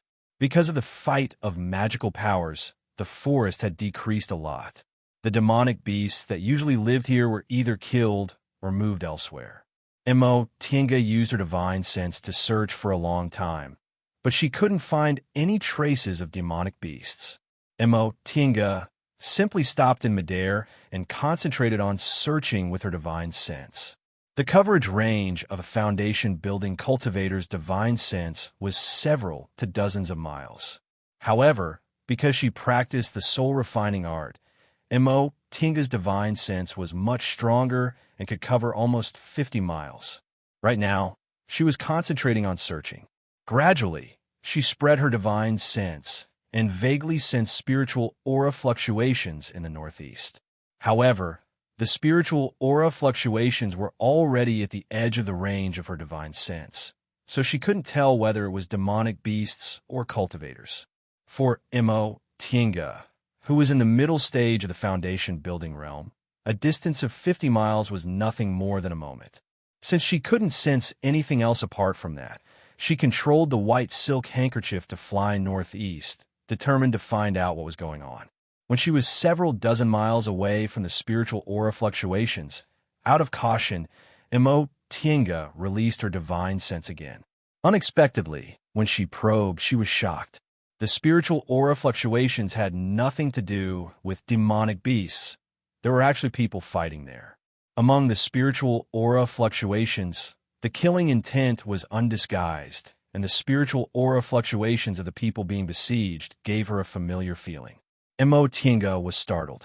She drove the white silk handkerchief to speed up and rush towards the source of the spiritual aura fluctuations. Tinga eliminated her senior martial sisters one by one in her mind. As for the people she was familiar with, she suddenly thought of one person, Yi Jingwen. Yesterday, Zayaguzi told her that Martial Uncle Yi had been staying with us recently, and that Martial Uncle would be able to see him soon. Apparently, what Zayaguzi said about the internal strife in Kunwu Alliance was just a euphemism. Moreover, she and senior martial brother Yi hadn't seen each other for a long time, yet they were actually going to meet under these circumstances. She didn't know whether it was a blessing or a misfortune. Chapter 130. Wanhangan, you and I are both disciples of the 7 great cultivation groups, so why did you ambush me? Yi Jingwen angrily glared at the 3 cultivators in front of him. The leader was about 30 or 40 years old. His facial features were decent, but he had a mustache, which made him look wretched. That person looked at Yi Jingwen and sneered. 7 great cultivation groups? Oomph. Don't make it sound so dignified. You people from Xianxing School also took advantage of the situation to rob others. Now that the demonic beast riot has just been settled, who isn't taking advantage of the situation to make a profit. Yi Jingwen's complexion turned pale then red. He naturally knew that the 7 great cultivation groups weren't harmonious. Although he didn't do these things himself, he also knew about his fellow disciples. Although the 7 great cultivation groups belonged to the righteous path, there were always some people with unstable temperaments who took advantage of the situation to do something. For the sake of the overall situation, the sect always turned a blind eye to it. In the end, no matter which cultivation group it was, their foundation wasn't clean. After sizing Yi Jingwen up from head to toe, that person stroked his mustache and said to his fellow disciples with a mischievous smile, "After we finish this today, we'll take everything. This brat has a lot of good things on him." Of course, one of them stared at Yi Jingwen with a malicious expression. "This brat killed a lot of demonic beasts these past few days. I reckon he has so many materials on him that he can't put them all away. Let's help him take them all. That's right. We're so kind-hearted, ha!" The 3 people drew closer and closer, unsheathing their swords. As soon as Yi Jingwen saw them, his fingertips moved, unsheathing the sword on his back. Upon seeing this, the cultivator named Wan Hongan turned to his companion and laughed. "Look at him. Our Gujian sect is a true sword cultivation group, yet he still wants to unsheath his sword in front of us." The 3 of them burst into laughter.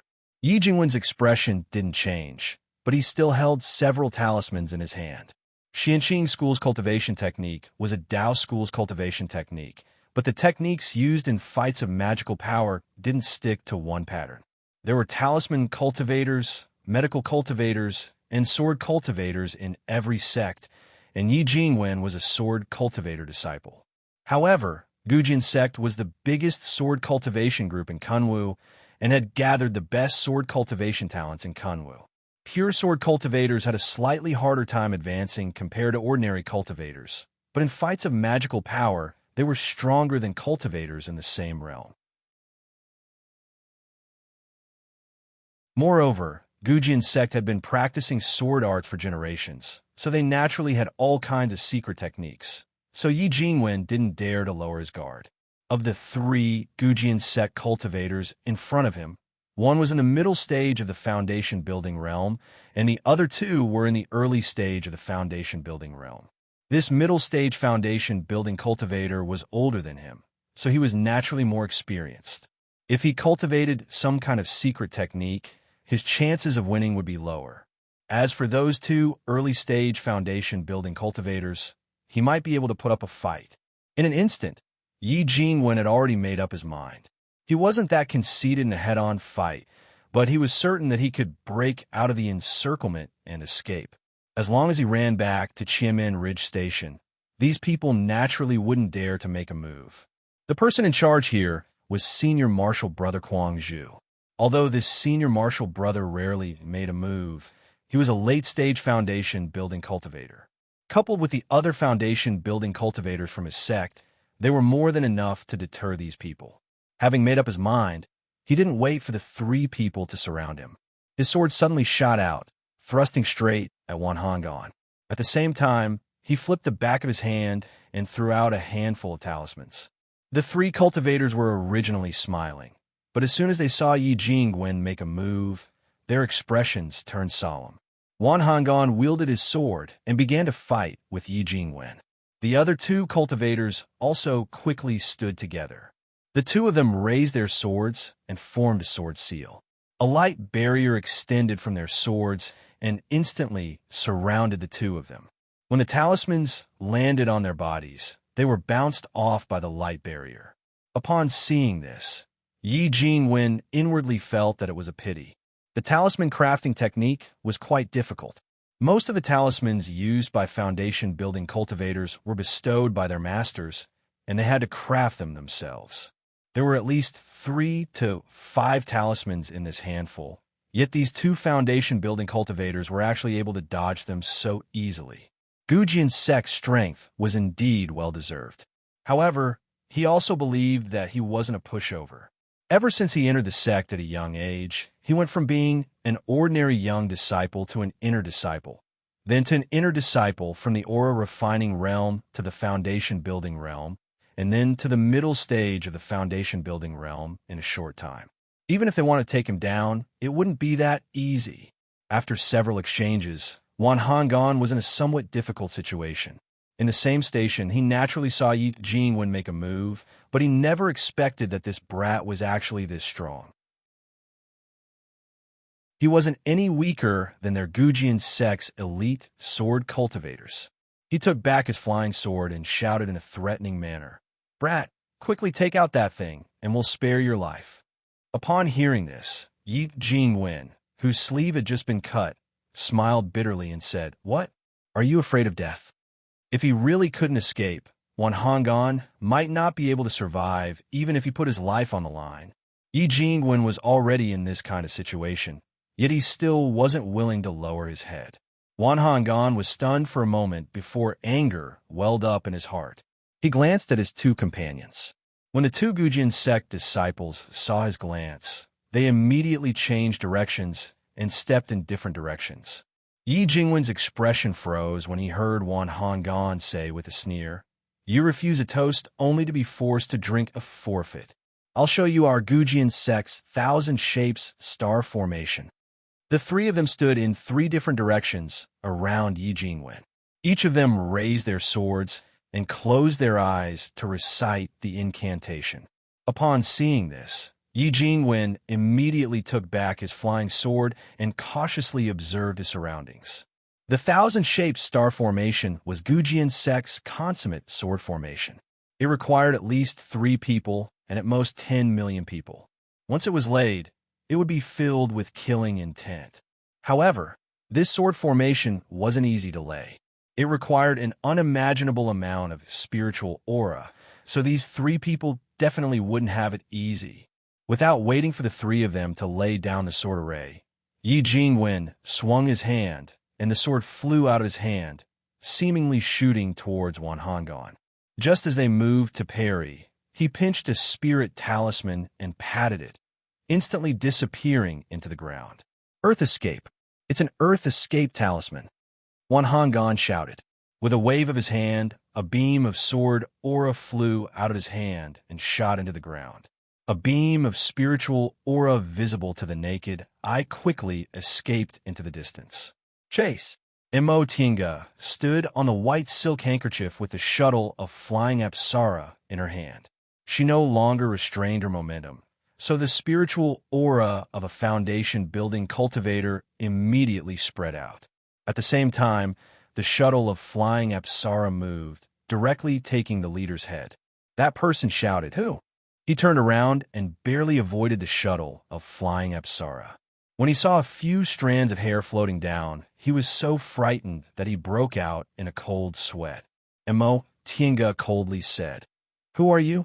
You actually dared to besiege my Xianqing school's senior martial brother." When the 3 people saw her appearance, they glanced at each other. She was in the middle stage of the foundation building realm. At this moment, Yi Jingwen had already come out of the ground. He called out in pleasant surprise, "Tinga." Seeing that the 3 people already had the intention to leave, Mo Tinga snorted and moved her shuttle of flying Apsara once again. Several flying needles were hidden inside the golden light. At the same time, her substantial divine sense quietly spread out. Yi Jingwen's reaction was also very fast. With a wave of his hand, his flying sword flew out once again. Together with her shuttle of flying Apsara, they blocked the 2 early-stage foundation-building cultivators' counterattack. All of this happened in a flash. They didn't have time to lay their 1,000-shaped star formation. Wan Honggan only had time to move aside and dodge before he heard an "ah," and one of his companions fell to the ground. He turned his head to look. His other companion's complexion was ashen as he barely blocked Yi Jingwen's flying sword. Wan Honggan touched the talisman on his waist and slapped it on his body. In the blink of an eye, he disappeared. He actually completely ignored his companion and fled. Mo Tinga and Yi Jingwen didn't chase after him. Instead, they once again attacked the early-stage foundation-building cultivator. With two middle stage cultivators attacking together and the other party still in a state of panic, how could he resist? He was killed on the spot, just like that. After the fight ended, Yi Jingwen glanced in the direction Wan Honggan fled, then put away his sword. He turned to Mo Tinga and said, "Tinga, why are you here? I heard you went missing during the battle at Danding School 2 years ago. Were you okay afterward?" And Mo Tinga nodded at him and said with a smile, "Big brother Yi, look at me. Do I look like I'm okay?" Yi Jingwen was stunned. He sized her up and said in astonishment, "You advanced to the middle stage?" And Mo Tinga was baffled by his question. "I advanced to the middle stage 2 years ago. Big brother Yi, you didn't know?" Yi Jingwen was confused. "What's going on?" And Mo Tinga glanced at the ground and said, "Big brother Yi, let's go back and talk about it slowly." "All right." The two of them disposed of the corpses of the two Gujian sect disciples, then slowly flew back together. "Tinga, tell me what happened to you first. From what I remember, you only built your foundation 3 years ago, so how did you advance to the middle stage 2 years ago? What happened to you when you went missing?" "And I encountered some fated chances 2 years ago, so I directly advanced to the middle stage. At that time, all the martial sisters at Luoyin Cliff knew about it. So I thought you also knew. At that time, I was outside with my master. When we returned, you had already left with Marshal Uncle Xianin. The fated chance you encountered actually allowed you to advance to the middle stage. That wasn't an ordinary fated chance." Mo Tinga smiled, but didn't explain in detail. She then said, 2 years ago, I was chased by a 5th-rank demonic beast. Fortunately, I had an escape magic tool on me, so I actually managed to escape. Later, because I was injured, I didn't dare to show myself, so I found a secret place to heal my injuries. It was only after my injuries healed a few days ago that I dared to come out.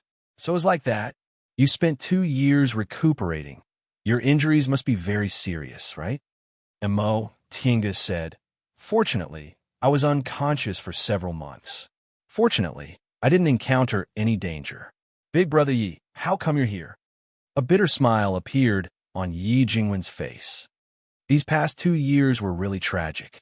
Because the order to seal the mountain was issued early on, the aura refining disciples weren't affected, so the impact wasn't very big. However, almost a third of the foundation building disciples died, which shook the school's foundation. A third of the foundation building disciples was equivalent to at least 70 to 80 disciples. With so many foundation building disciples, it would take at least 100 years for them to regain their vitality. As for the other cultivation groups, this time they could be considered disastrous. In the beginning, us elite disciples followed Master in a battle, but later, because of various missions or crises, we were scattered all over the place. The reason I was in Mount Heavenly Fire was because I was sent to support Danding School after the big battle 2 years ago. After that, I couldn't go back. The two of them talked about some things that happened during the demonic beast riot. Mo Tinga learned that Xianxing School lost 3 core formation cultivators later on. The school's head Grand Supreme Elder was furious, so 2 of its 5 nascent soul cultivators went to battle.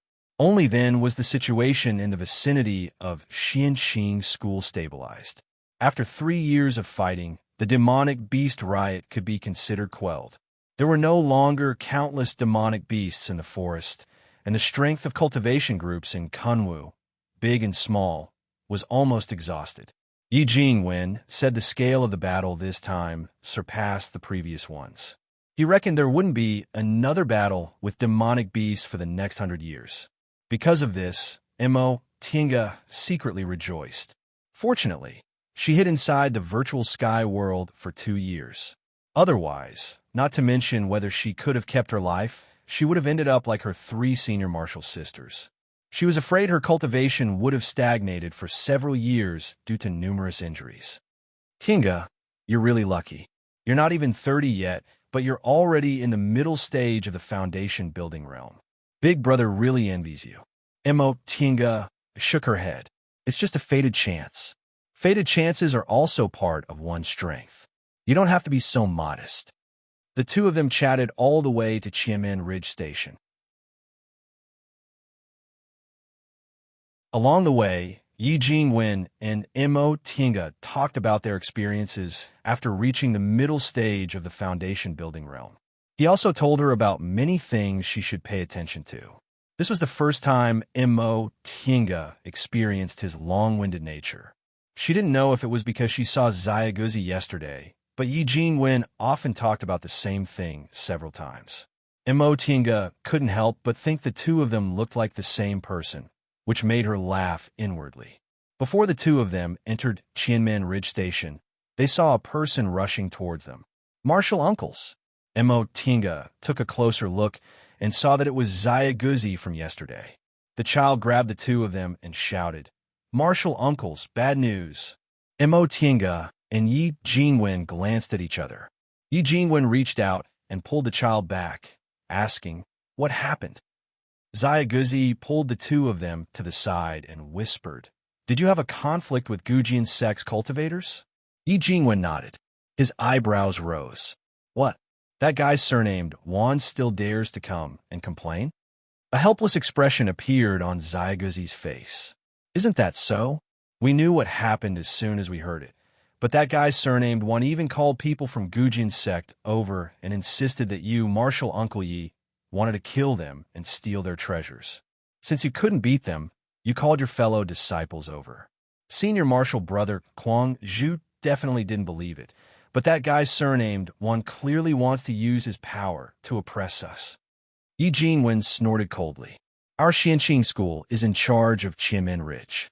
In terms of foundation building cultivators, we have a bit more than Gujian sect, yet they actually dared to do this." A disdainful expression appeared on Xiaoguzi's face as he echoed, "That's right. They're certain that Senior Martial Brother Kwang Zhu won't be in charge. Besides, even if something happens as the one in charge, Senior Martial Brother Kwang Zhu will have to bear the blame." Mo Tinga sneered. "I'm afraid they're afraid we'll deal with them because they have a guilty conscience, so they simply launched an attack one step ahead of time. Right now, it doesn't matter who's right and who's wrong. That guy surnamed Wan clearly wants to make Gujian sect an enemy of our Xianqing school. By escalating the situation to a battle between two groups, other people won't care whether he wants to kill them and steal their treasures or not. That's indeed what he means." Yi Jingwen pondered for a while, then looked at Xiaoguzi. "What's Senior Martial Brother Kwang's opinion?" Xiaoguzi said helplessly, "Senior Martial Brother Kwang Zhu doesn't want to deal with it, but they insist on making trouble. That being the case, we might as well make a move." Yi Jingwen glanced at Mo Tinga. Seeing that she didn't object, he continued, "Xiaoguzi, you go and tell Senior Martial Brother Kwang that this matter can't be settled peacefully. It'd be better to be ruthless." Xiaoguzi was frightened. He subconsciously looked at Mo Tinga. Mo Tinga knew that although Yi Jingwen treated her amiably when he attacked Li Yushan, who tried to kidnap her, as soon as they met, she could see that he was a decisive person. Besides, she also had this idea, so she smiled at Xiaoguzi and asked, "How many of them are there? What's their cultivation level?" Xiaoguzi looked at the two peoples in different expressions and gulped before he finally answered dryly, "There are 5 of them in total. 2 are in the middle stage of the foundation building realm, 3 are in the early stage of the foundation building realm, and there are also some aura refining disciples. They dare to make a move with just 5 people?" Mo Tinga was somewhat puzzled. "What about us? Big Brother Yi and I are in the middle stage of the foundation building realm. Senior Martial Brother Kwang Zhu is in the late stage of the foundation building realm, and Junior Martial Brother Bai is in the early stage of the foundation building realm. Are there any other foundation building cultivators?" There are 2 martial uncles here, but they haven't been here recently." Xiaoguzi cautiously looked around. Martial uncles were not afraid of Senior Martial Brother Kwang Zhu and Senior Martial Brother Bai. But now that we're in an alliance, how are we going to explain ourselves if we make a move? Explain ourselves? Yi Jingwen snorted. "They're all dead, so we naturally have to explain ourselves." Ever since Xiaoguzi entered the cultivation group, he had been with Senior Martial Brother Kwang Zhu, Zhan Bai, and his little sister. Aside from cultivating, Kuang Zhu and Zhan Bai also focused on practicing pill concocting and healing techniques. So he and Xiao Wei had very little experience in fights of magical power. Even during the demonic beast war these past few years, they were always at the rear. Now, when they heard Yi Jingwen and Mo Tinga mention besieging other cultivators without any change in their expressions, they couldn't help but tremble in fear. Seeing him like this, Mo Tinga couldn't help but reach out and stroke his head. Xiaoguzi, you go report to Senior Marshal Brother Kuang Zhu. Big Brother Yi and I will pretend that we've just returned. When the time comes, you'll secretly tell us what to do. All right, Xiaoguzi gritted his teeth. Since Marshal Uncle said so, I'll go report to Senior Marshal Brother Kuang Zhu. He had to get used to this kind of thing. Yi Jingwen nodded with a smile. Sorry to trouble you. As they watched Xiaoguzi walk into the station, Mo Tinga and Yi Jingwen glanced at each other. They both saw killing intent in each other's eyes. After working together, just now, Yi Jingwen had a new understanding of the current Mo Tinga. The Mo Tinga in front of him was already a genuine middle-stage foundation-building cultivator. The accuracy of her attacks and the decisiveness of her schemes showed that she was no longer the little girl he saved back then. He couldn't help but sigh with emotion. It had only been 17 years. When he saved that little girl back then, he never thought this day would come so quickly. She had already grown to the point where she could fight side by side with him. Tinga, you have to be careful. Gujian Sect's thousand-shaped star formation is very difficult to deal with. It's best to kill them before they arrange the sword formation. Otherwise, we'll disturb them. If we can't do anything by the time they arrange the sword formation, we'll have to run away immediately. Big Brother Yi, you should also be careful. The two of them waited in silence for a while before they exchanged glances. They then walked into the station together. When Mo Tinga's divine sense spread out, she immediately bumped into another person's divine sense. She didn't know who this divine sense belonged to. She didn't provoke it, but she also didn't avoid it. When they stepped in the main hall, it was completely quiet inside. The wounded had already been moved away. Several Gujian sect cultivators were standing together, looking at them with hostility. Xiaoguzi and Xiaozhe were at the back of the group, while Zhan Bai was in front of them. Kuang Zhu was sitting in front of a table, concocting some kind of ointment as if nothing else was there. Mo Tinga looked at Xiaoguzi. She saw this child glancing at the Gujian sect cultivators before winking at them. She and Yi Jingwen exchanged glances. It seemed Senior Marshal Brother Kuang Zhu agreed.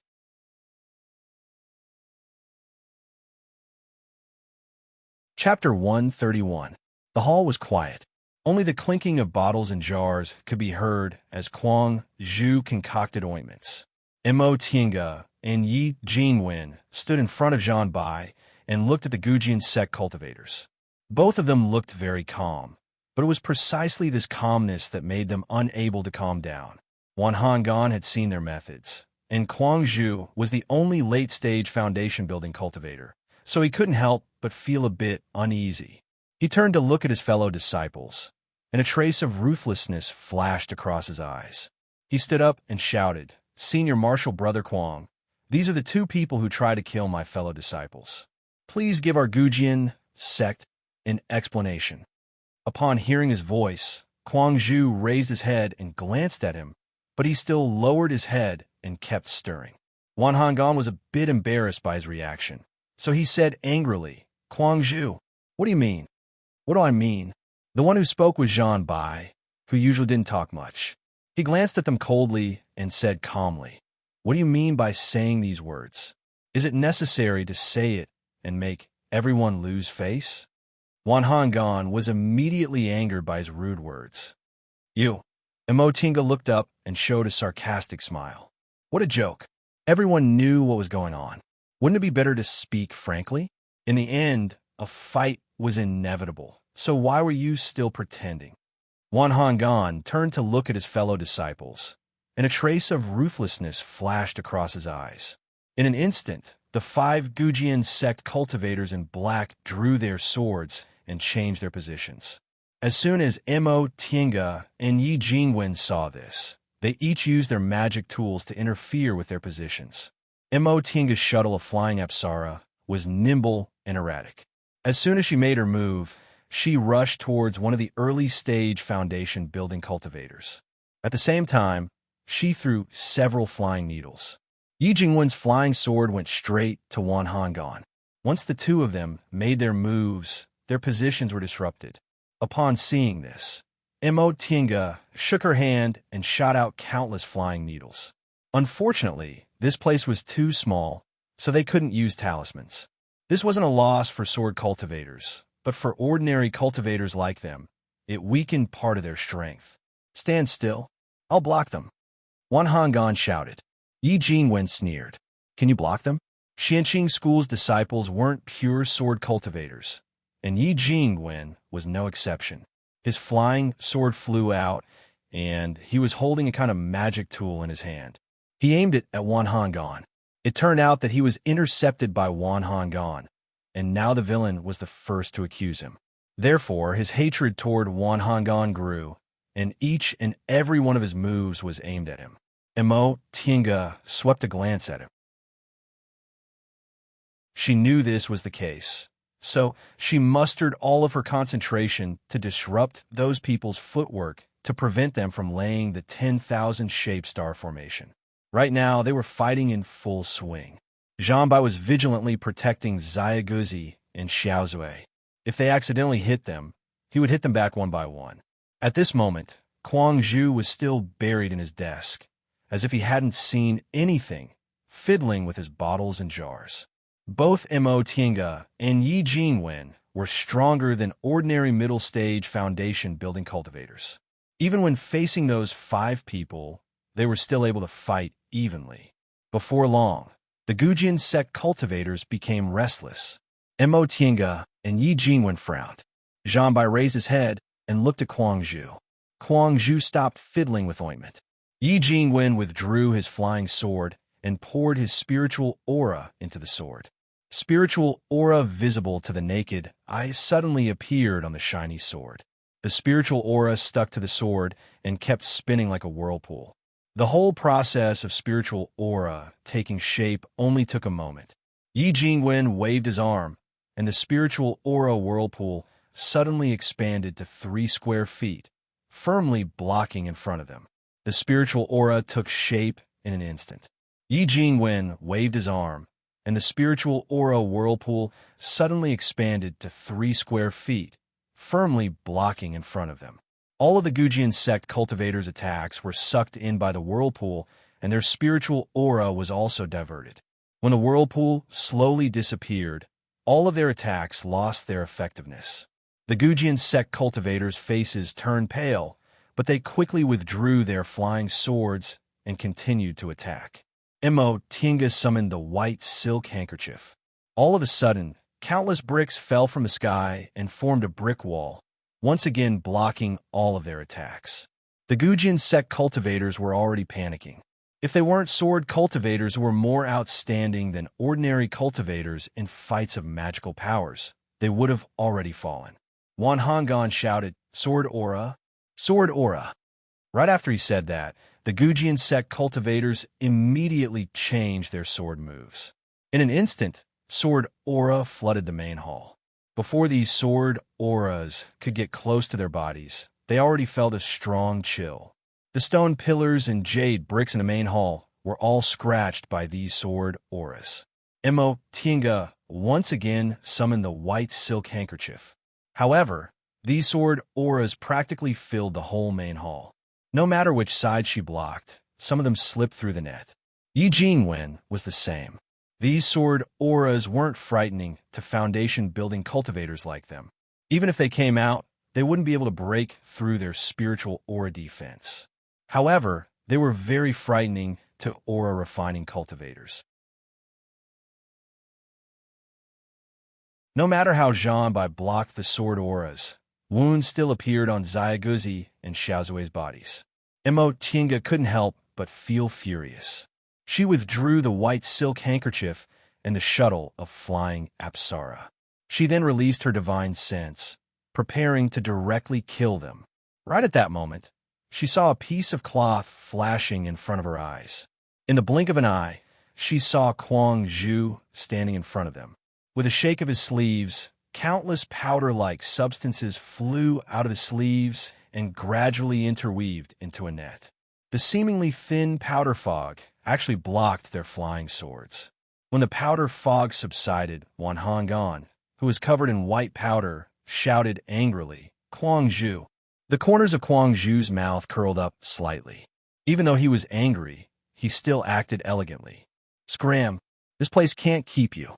This time, not only Wan Honggan, but the other Gujian sect cultivators also looked angry. Another person shouted, "Kuang Zhu, what right do you have to drive us away?" Kuang Zhu snorted coldly. He didn't hide his disgust at all. "Because of your lives. It's fine if you fight in the dark. I'll just turn a blind eye and pretend I didn't see it. But since you've actually made a fuss out in the open, we'll shed all pretense of cordiality. We don't need to play this game anymore."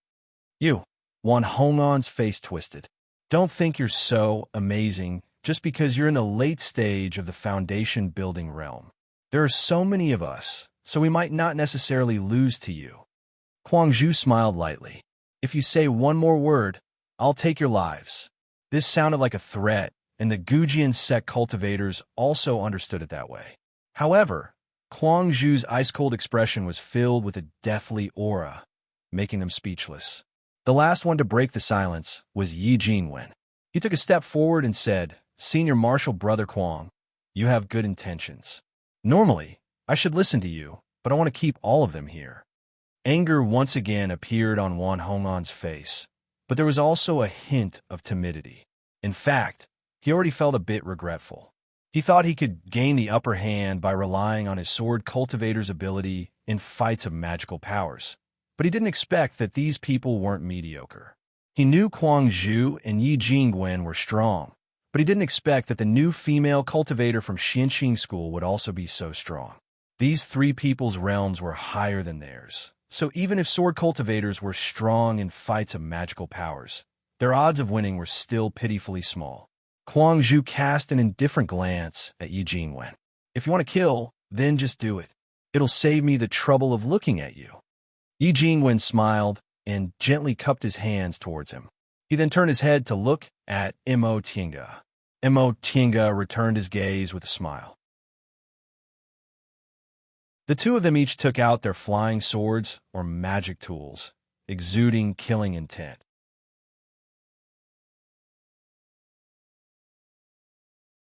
Chapter 132.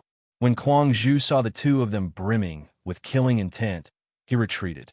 Together with Zhang Bai, he stood in front of Xiaoguzi and Xiaozui to protect them. Right after that, he used moving shadows and brought the two aura-refining cultivators to the entrance of the main hall. Upon seeing this, the smiles on Yi Jingwen and Mo Tinga's faces grew wider. Senior Marshal Brother Kuang Zhu solved Xiaoguzi's and Xiaozui's worries and even sealed their escape route. What else did they have to worry about? In contrast, the expressions of the Gujian sect cultivators were even more unsightly. Unexpectedly, Kuang Zhu seemed to feel that he hadn't dealt enough damage to their morale. Indifferently and elegantly, he said something that should have been full of killing intent. "We'll send them on their way sooner or later, so we better hurry up." Right after he finished speaking, an impatient early-stage foundation-building cultivator from Gujian's sect shouted, "Don't go too far." Then he rushed towards Kuang Zhu with bloodshot eyes. When that early-stage foundation-building cultivator rushed towards them, Wan Honggan shouted, "Lay the formation." But in the end, he was still one step too late. An early-stage foundation-building cultivator against a late-stage foundation-building cultivator. That cultivator naturally didn't have any chance of winning. Even when the sword light, which was almost solid, was about to pierce Kuang Zhu's head, it was wrapped up by a powdery substance scattered by Kuang Zhu's casual wave of his sleeve. The fact that the seemingly thin, pink mist could block the flying sword as if it was solid was already shocking enough. Now, it actually entangled the sword that was fused with the sword cultivator's divine sense like thorns. Not only the Gujian sect cultivators, but even Mo Tinga and Yi Jingwen were also quite astonished. Because of Mo Tiange and Yi Jingwen's surprise, the Gujian sect cultivators who were subconsciously laying the sword formation were about to finish. Kuang Zhu's calm and elegant voice said, "I'll help you lay it for a while." His voice still lingered in the air when that early-stage foundation-building cultivator crashed into the almost complete sword formation like a kite with a broken string, dragging a thin layer of powder behind him. When the other middle-stage foundation-building cultivator from Gujian's sect saw his fellow disciple crashing into him, he naturally reached out to catch him and easily caught him. However, no one noticed that the powder also attached itself to that cultivator's body. Kuang Zhu's action naturally reminded Yi Jingwen and Mo Tiange, who were somewhat distracted. Mo Tiange hastily controlled the shuttle of flying Apsara to collide with another early-stage foundation-building cultivator who was standing on the star position of the sword formation. That cultivator naturally didn't dare to take this collision head-on, so he had no choice but to give up the star position he managed to stand on after much difficulty. Moreover, he was also injured by the flying needles Mo Tiange shot during the chaos. Wan Honggan was so angry that he gnashed his teeth. Since he couldn't lay a formation, he could only attack them one by one. Thinking that since they were both middle-stage foundation-building cultivators, the female cultivator would naturally be easier to deal with, Wan Honggan used two of his fingers to swipe the blade of his sword. A streak of dark red blood seeped into his sword. At the same time, Wan Honggan switched his sword-wielding hand to his injured left hand. Right after that, numerous flying blades formed from sword aura flew towards Mo Tiange, blotting out the sky and covering the earth. Senior Marshal Brother Wanyu, the youngest early-stage foundation-building cultivator from Gujian's sect, was greatly alarmed. Mo Tiange was very vigilant towards these unusual blood blades.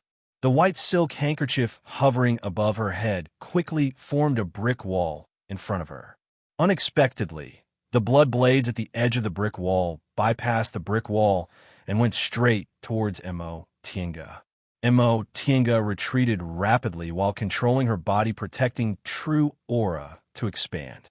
Unexpectedly, her body-protecting true aura only slightly slowed down the speed of the blood blades. Two of the blood blades, which she couldn't dodge in time, pierced Mo Tiange's left shoulder and calf with 2 slashes. Seeing that his attack had succeeded, Wan Honggan grinned malevolently. "Xiao Gaiji, if you want to live today, you have to risk your life first. Do you still think you can escape unscathed?" Upon hearing Wan Honggan's words, the young cultivator named Xiao Gaiji also injured himself as a sacrifice to the sword just like Wan Honggan.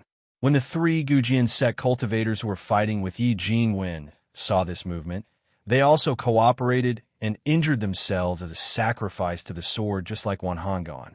For a moment, the blood blades danced chaotically.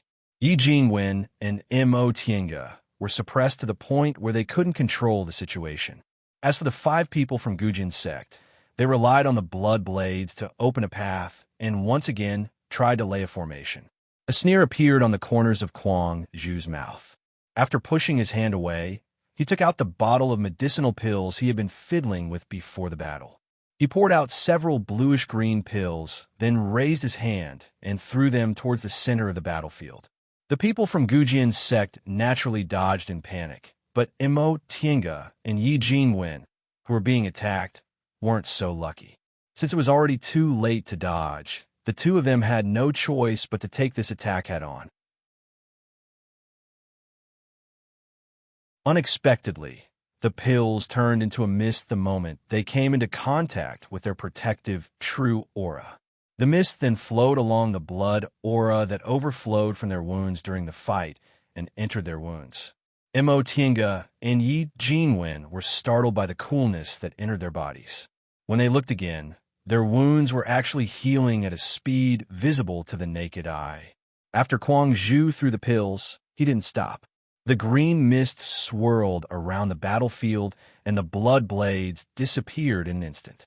The Gujian sect cultivators stared at their healed fingers in astonishment. Their fighting prowess had decreased sharply. Yi Jingwen and Mo Tiange didn't know whether to laugh or cry.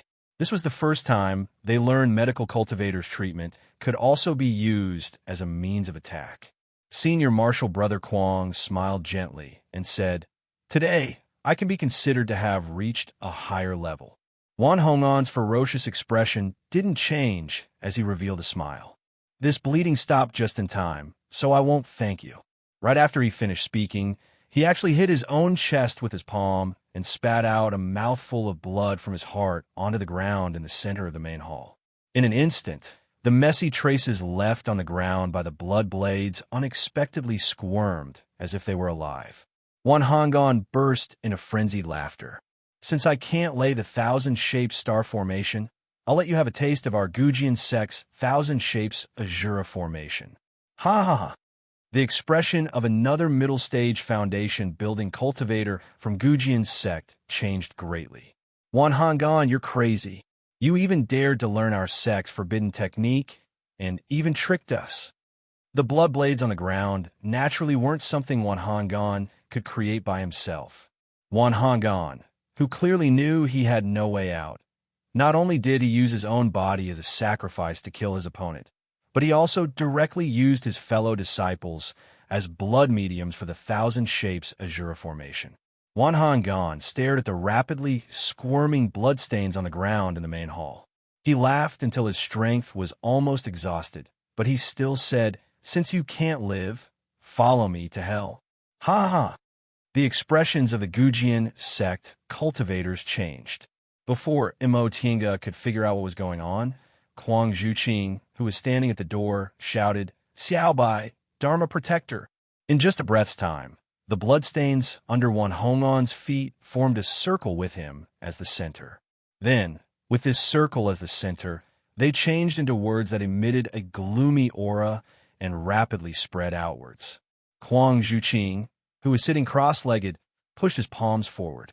A cloud of white fog rapidly spread from where he stood towards the place where Yi Jingwen and Imo Tinga were standing. That white fog also managed to stop the spreading of the bloody words in time. When the Gujian sect cultivators saw that white fog, they acted as if they saw a life-saving straw. They wanted to rush over, but they only had enough time to rush halfway before the spreading bloody words enveloped their bodies and froze them in place. Imo Tinga watched in horror as the frozen Gujian sect cultivators' faces rapidly turned pale. The bloody words on the ground became even more vigorous and spread towards the walls of the main hall, as well as the area covered by Kwang Zhuqing's white fog. Seeing Senior Marshal Brother Kwang Zhuqing, who was controlling the white fog to resist the bloody words, Imo Tinga and Yi Jingwen glanced at each other. They naturally knew the key at this moment was Wan Hong'an. Imo Tinga was about to take out her magic tool and give Wan Hong'an, who was laughing himself hoarse, a fatal blow when Xiao Bai shouted, "You can't." Imo Tinga looked over with a puzzled expression. Xiaoguzi poked his head out from behind Senior Marshal Brother Bai, who was guarding them. He said, "This thousand shapes Azura formation can only be slightly restrained by incorporeal objects like Senior Marshal Brother. Once it encounters a solid object, it'll use the solid object as a catalyst." Xiaoguzi paused for a moment, unable to find the right words. He could only point at the Gujian sect cultivators who were being used as blood mediators and say, "It'll become like that." Yi Jingwen also explained, "The blood ring under his feet looks like it's only on the ground, but if someone really attacks him, it'll form a pillar from the ground to resist the attack. At the same time, it'll use the attacker's catalyst as a blood mediator." Yi Jingwen then said, "The thousand shapes Azura formation is an extremely vicious blood-refining formation. This formation shocked the world several hundred years ago during the demonic beast war. However, because its destructive power was too great and the owner of the blood-refining formation was prone to demonization, it was listed as a forbidden technique by Gujian sect. However, Tinga, you didn't grow up in West Kunwu, so it's reasonable that you don't know about it." In such a critical situation, Yi Jingwen was still in the mood to explain that he didn't grow up in West Kunwu, so it was reasonable that he didn't know about it. This made Imo Tinga speechless. While Mo Tinga's mind was racing, she suddenly heard Yi Jingwen nagging in her ear. Tinga, you're proficient in formations. If there's an illusory beast inside the formation, you can attack. However, this place is too small, and formation discs and the like are also solid objects. What a pity. Mo Tinga was delighted. Illusory beasts? Yi Jingwen nodded. Anything without a solid object is fine. Mo Tinga asked again. Then divine sense is also fine. Yi Jingwen smiled bitterly. Of course. However, when it comes to divine sense, sword cultivators also cultivate their divine sense while cultivating their swords.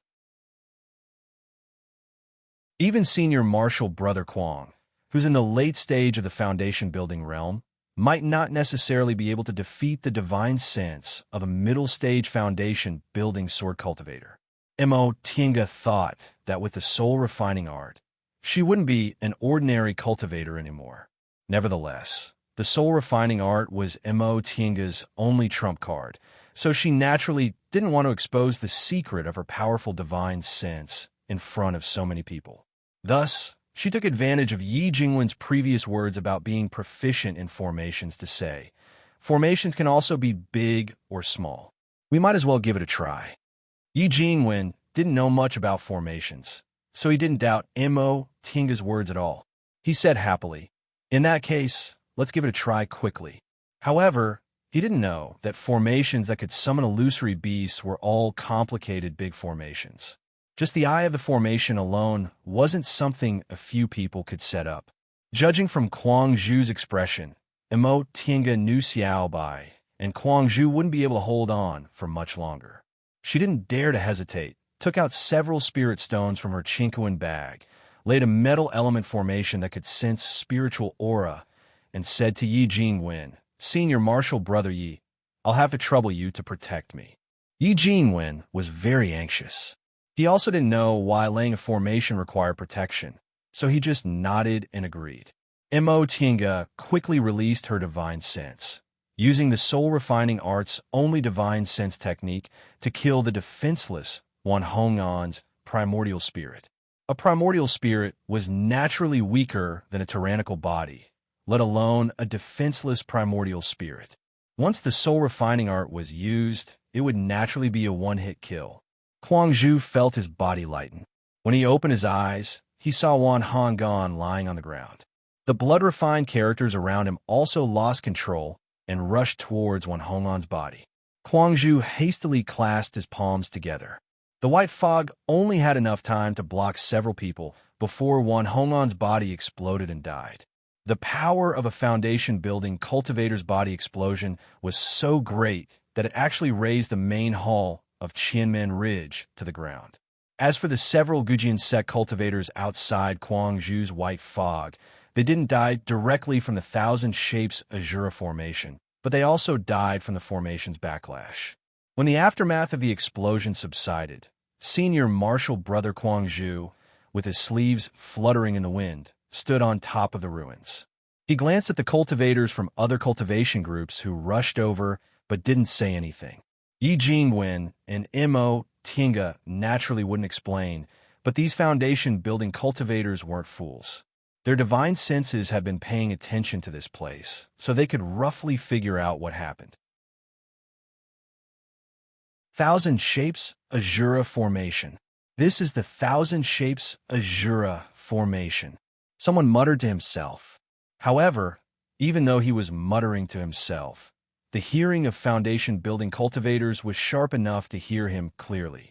They couldn't help but turn pale. Right now, they could still feel the aftermath of the Thousand Shapes Azura Formation. Although they didn't know why the Thousand Shapes Azura Formation was activated, the fact that he was able to break the Thousand Shapes Azura Formation showed how powerful this medical cultivator, who rarely made a move, was. The several big, friendly cultivation groups of Gujian sect inside Qianmen Ridge Station naturally didn't dare to rashly stick their heads out. As for the remaining Gujian sect cultivators, who didn't have a single foundation-building cultivator left, they were even more tight-lipped. 5 foundation-building cultivators died inside Qianmen Ridge Station all of a sudden. Even under normal circumstances, this wasn't something that could be glossed over with just a few words. Moreover, after the demonic beast war, Gujin's sect also lost a large number of foundation-building cultivators. Coupled with the two early-stage foundation-building cultivators Mo Tiange and Yi Jingwen killed outside the station, Gujin's sect actually lost 7 foundation-building cultivators in this internal strife. When this matter was spread to the sect head of Gujin's sect was furious. He actually didn't hesitate to travel thousands of miles straight to Qianmen Ridge Station, wanting to behead Kuang Zhu and the others who were directly involved in this matter. Among the 6 people in the room, 4 were foundation-building cultivators and 2 were aura-refining cultivators. We'd better leave quickly. If this matter spreads out, their Gujin sect cultivators will definitely rush over here.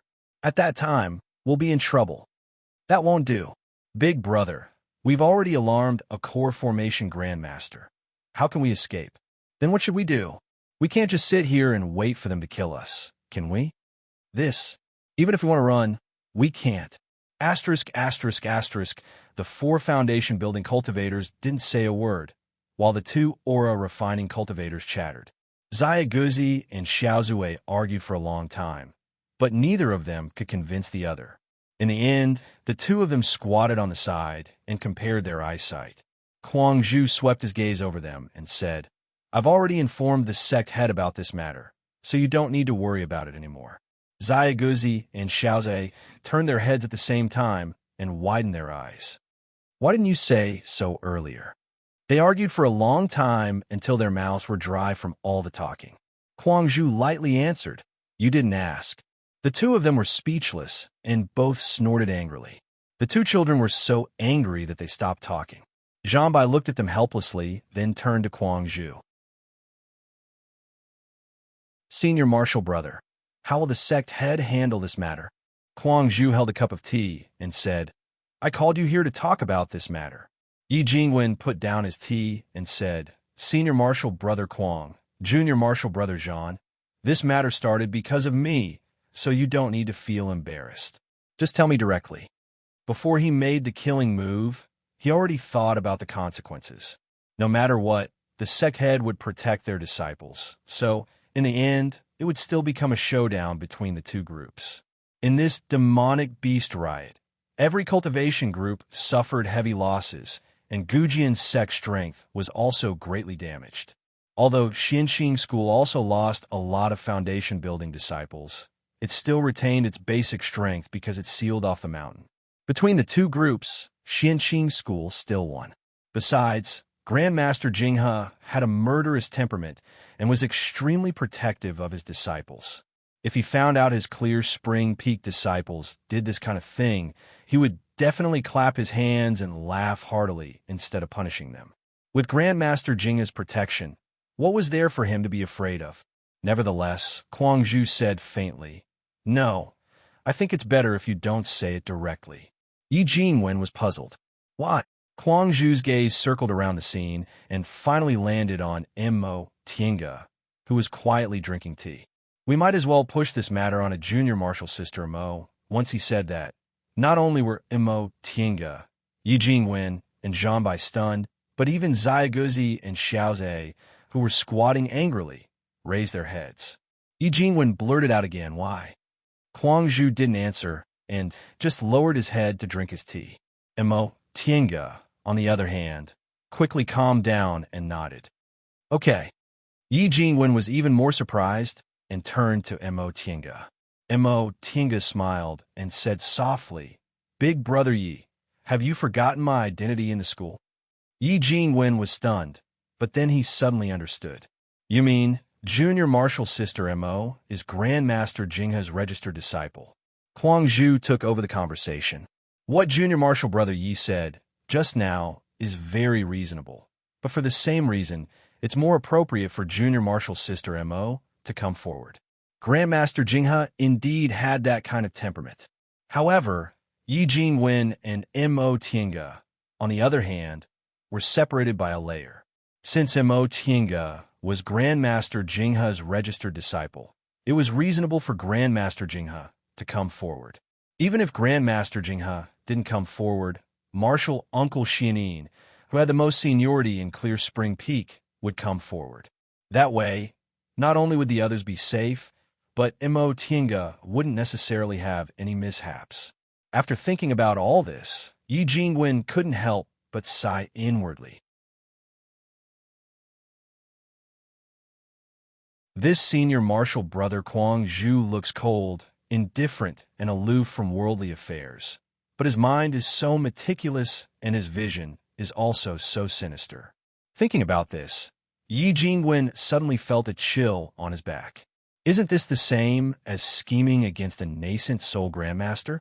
Although he sensed Yi Jingwen's strange gaze, Kuang Zhu's expression was still calm. Imo Tinga, on the other hand, pondered for a moment, then said, "That being the case, we might as well go all the way. We'll just say they wanted to kill me and rob me of my treasures. Moreover, they even harbored improper thoughts and didn't let me off after they failed. Senior Marshal Brother Kuang Zhu, does this mean I can get some benefits from Grandmaster Jinghe?" Yi Jingwen felt even colder on his back.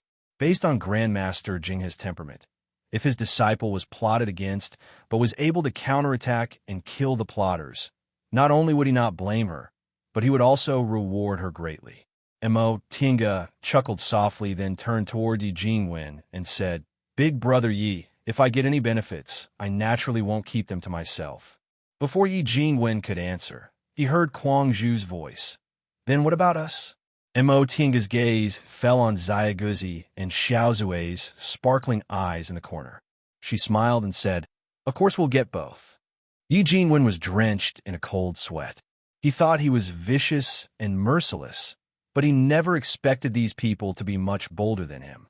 Not only did they want to scheme against a nascent soul grandmaster, but they also wanted to divide the spoils in advance. Kuang Zhu smiled and took out a summoning talisman. "In that case, I'll have to thank Junior Marshal Sister Mo's generosity in advance." The sect head replied that Grandmaster Jinghe is already on his way here. You're tuning in to the Romance Rendezvous YouTube channel. We're so grateful for your support, and don't forget to subscribe to join us on this incredible journey through captivating stories.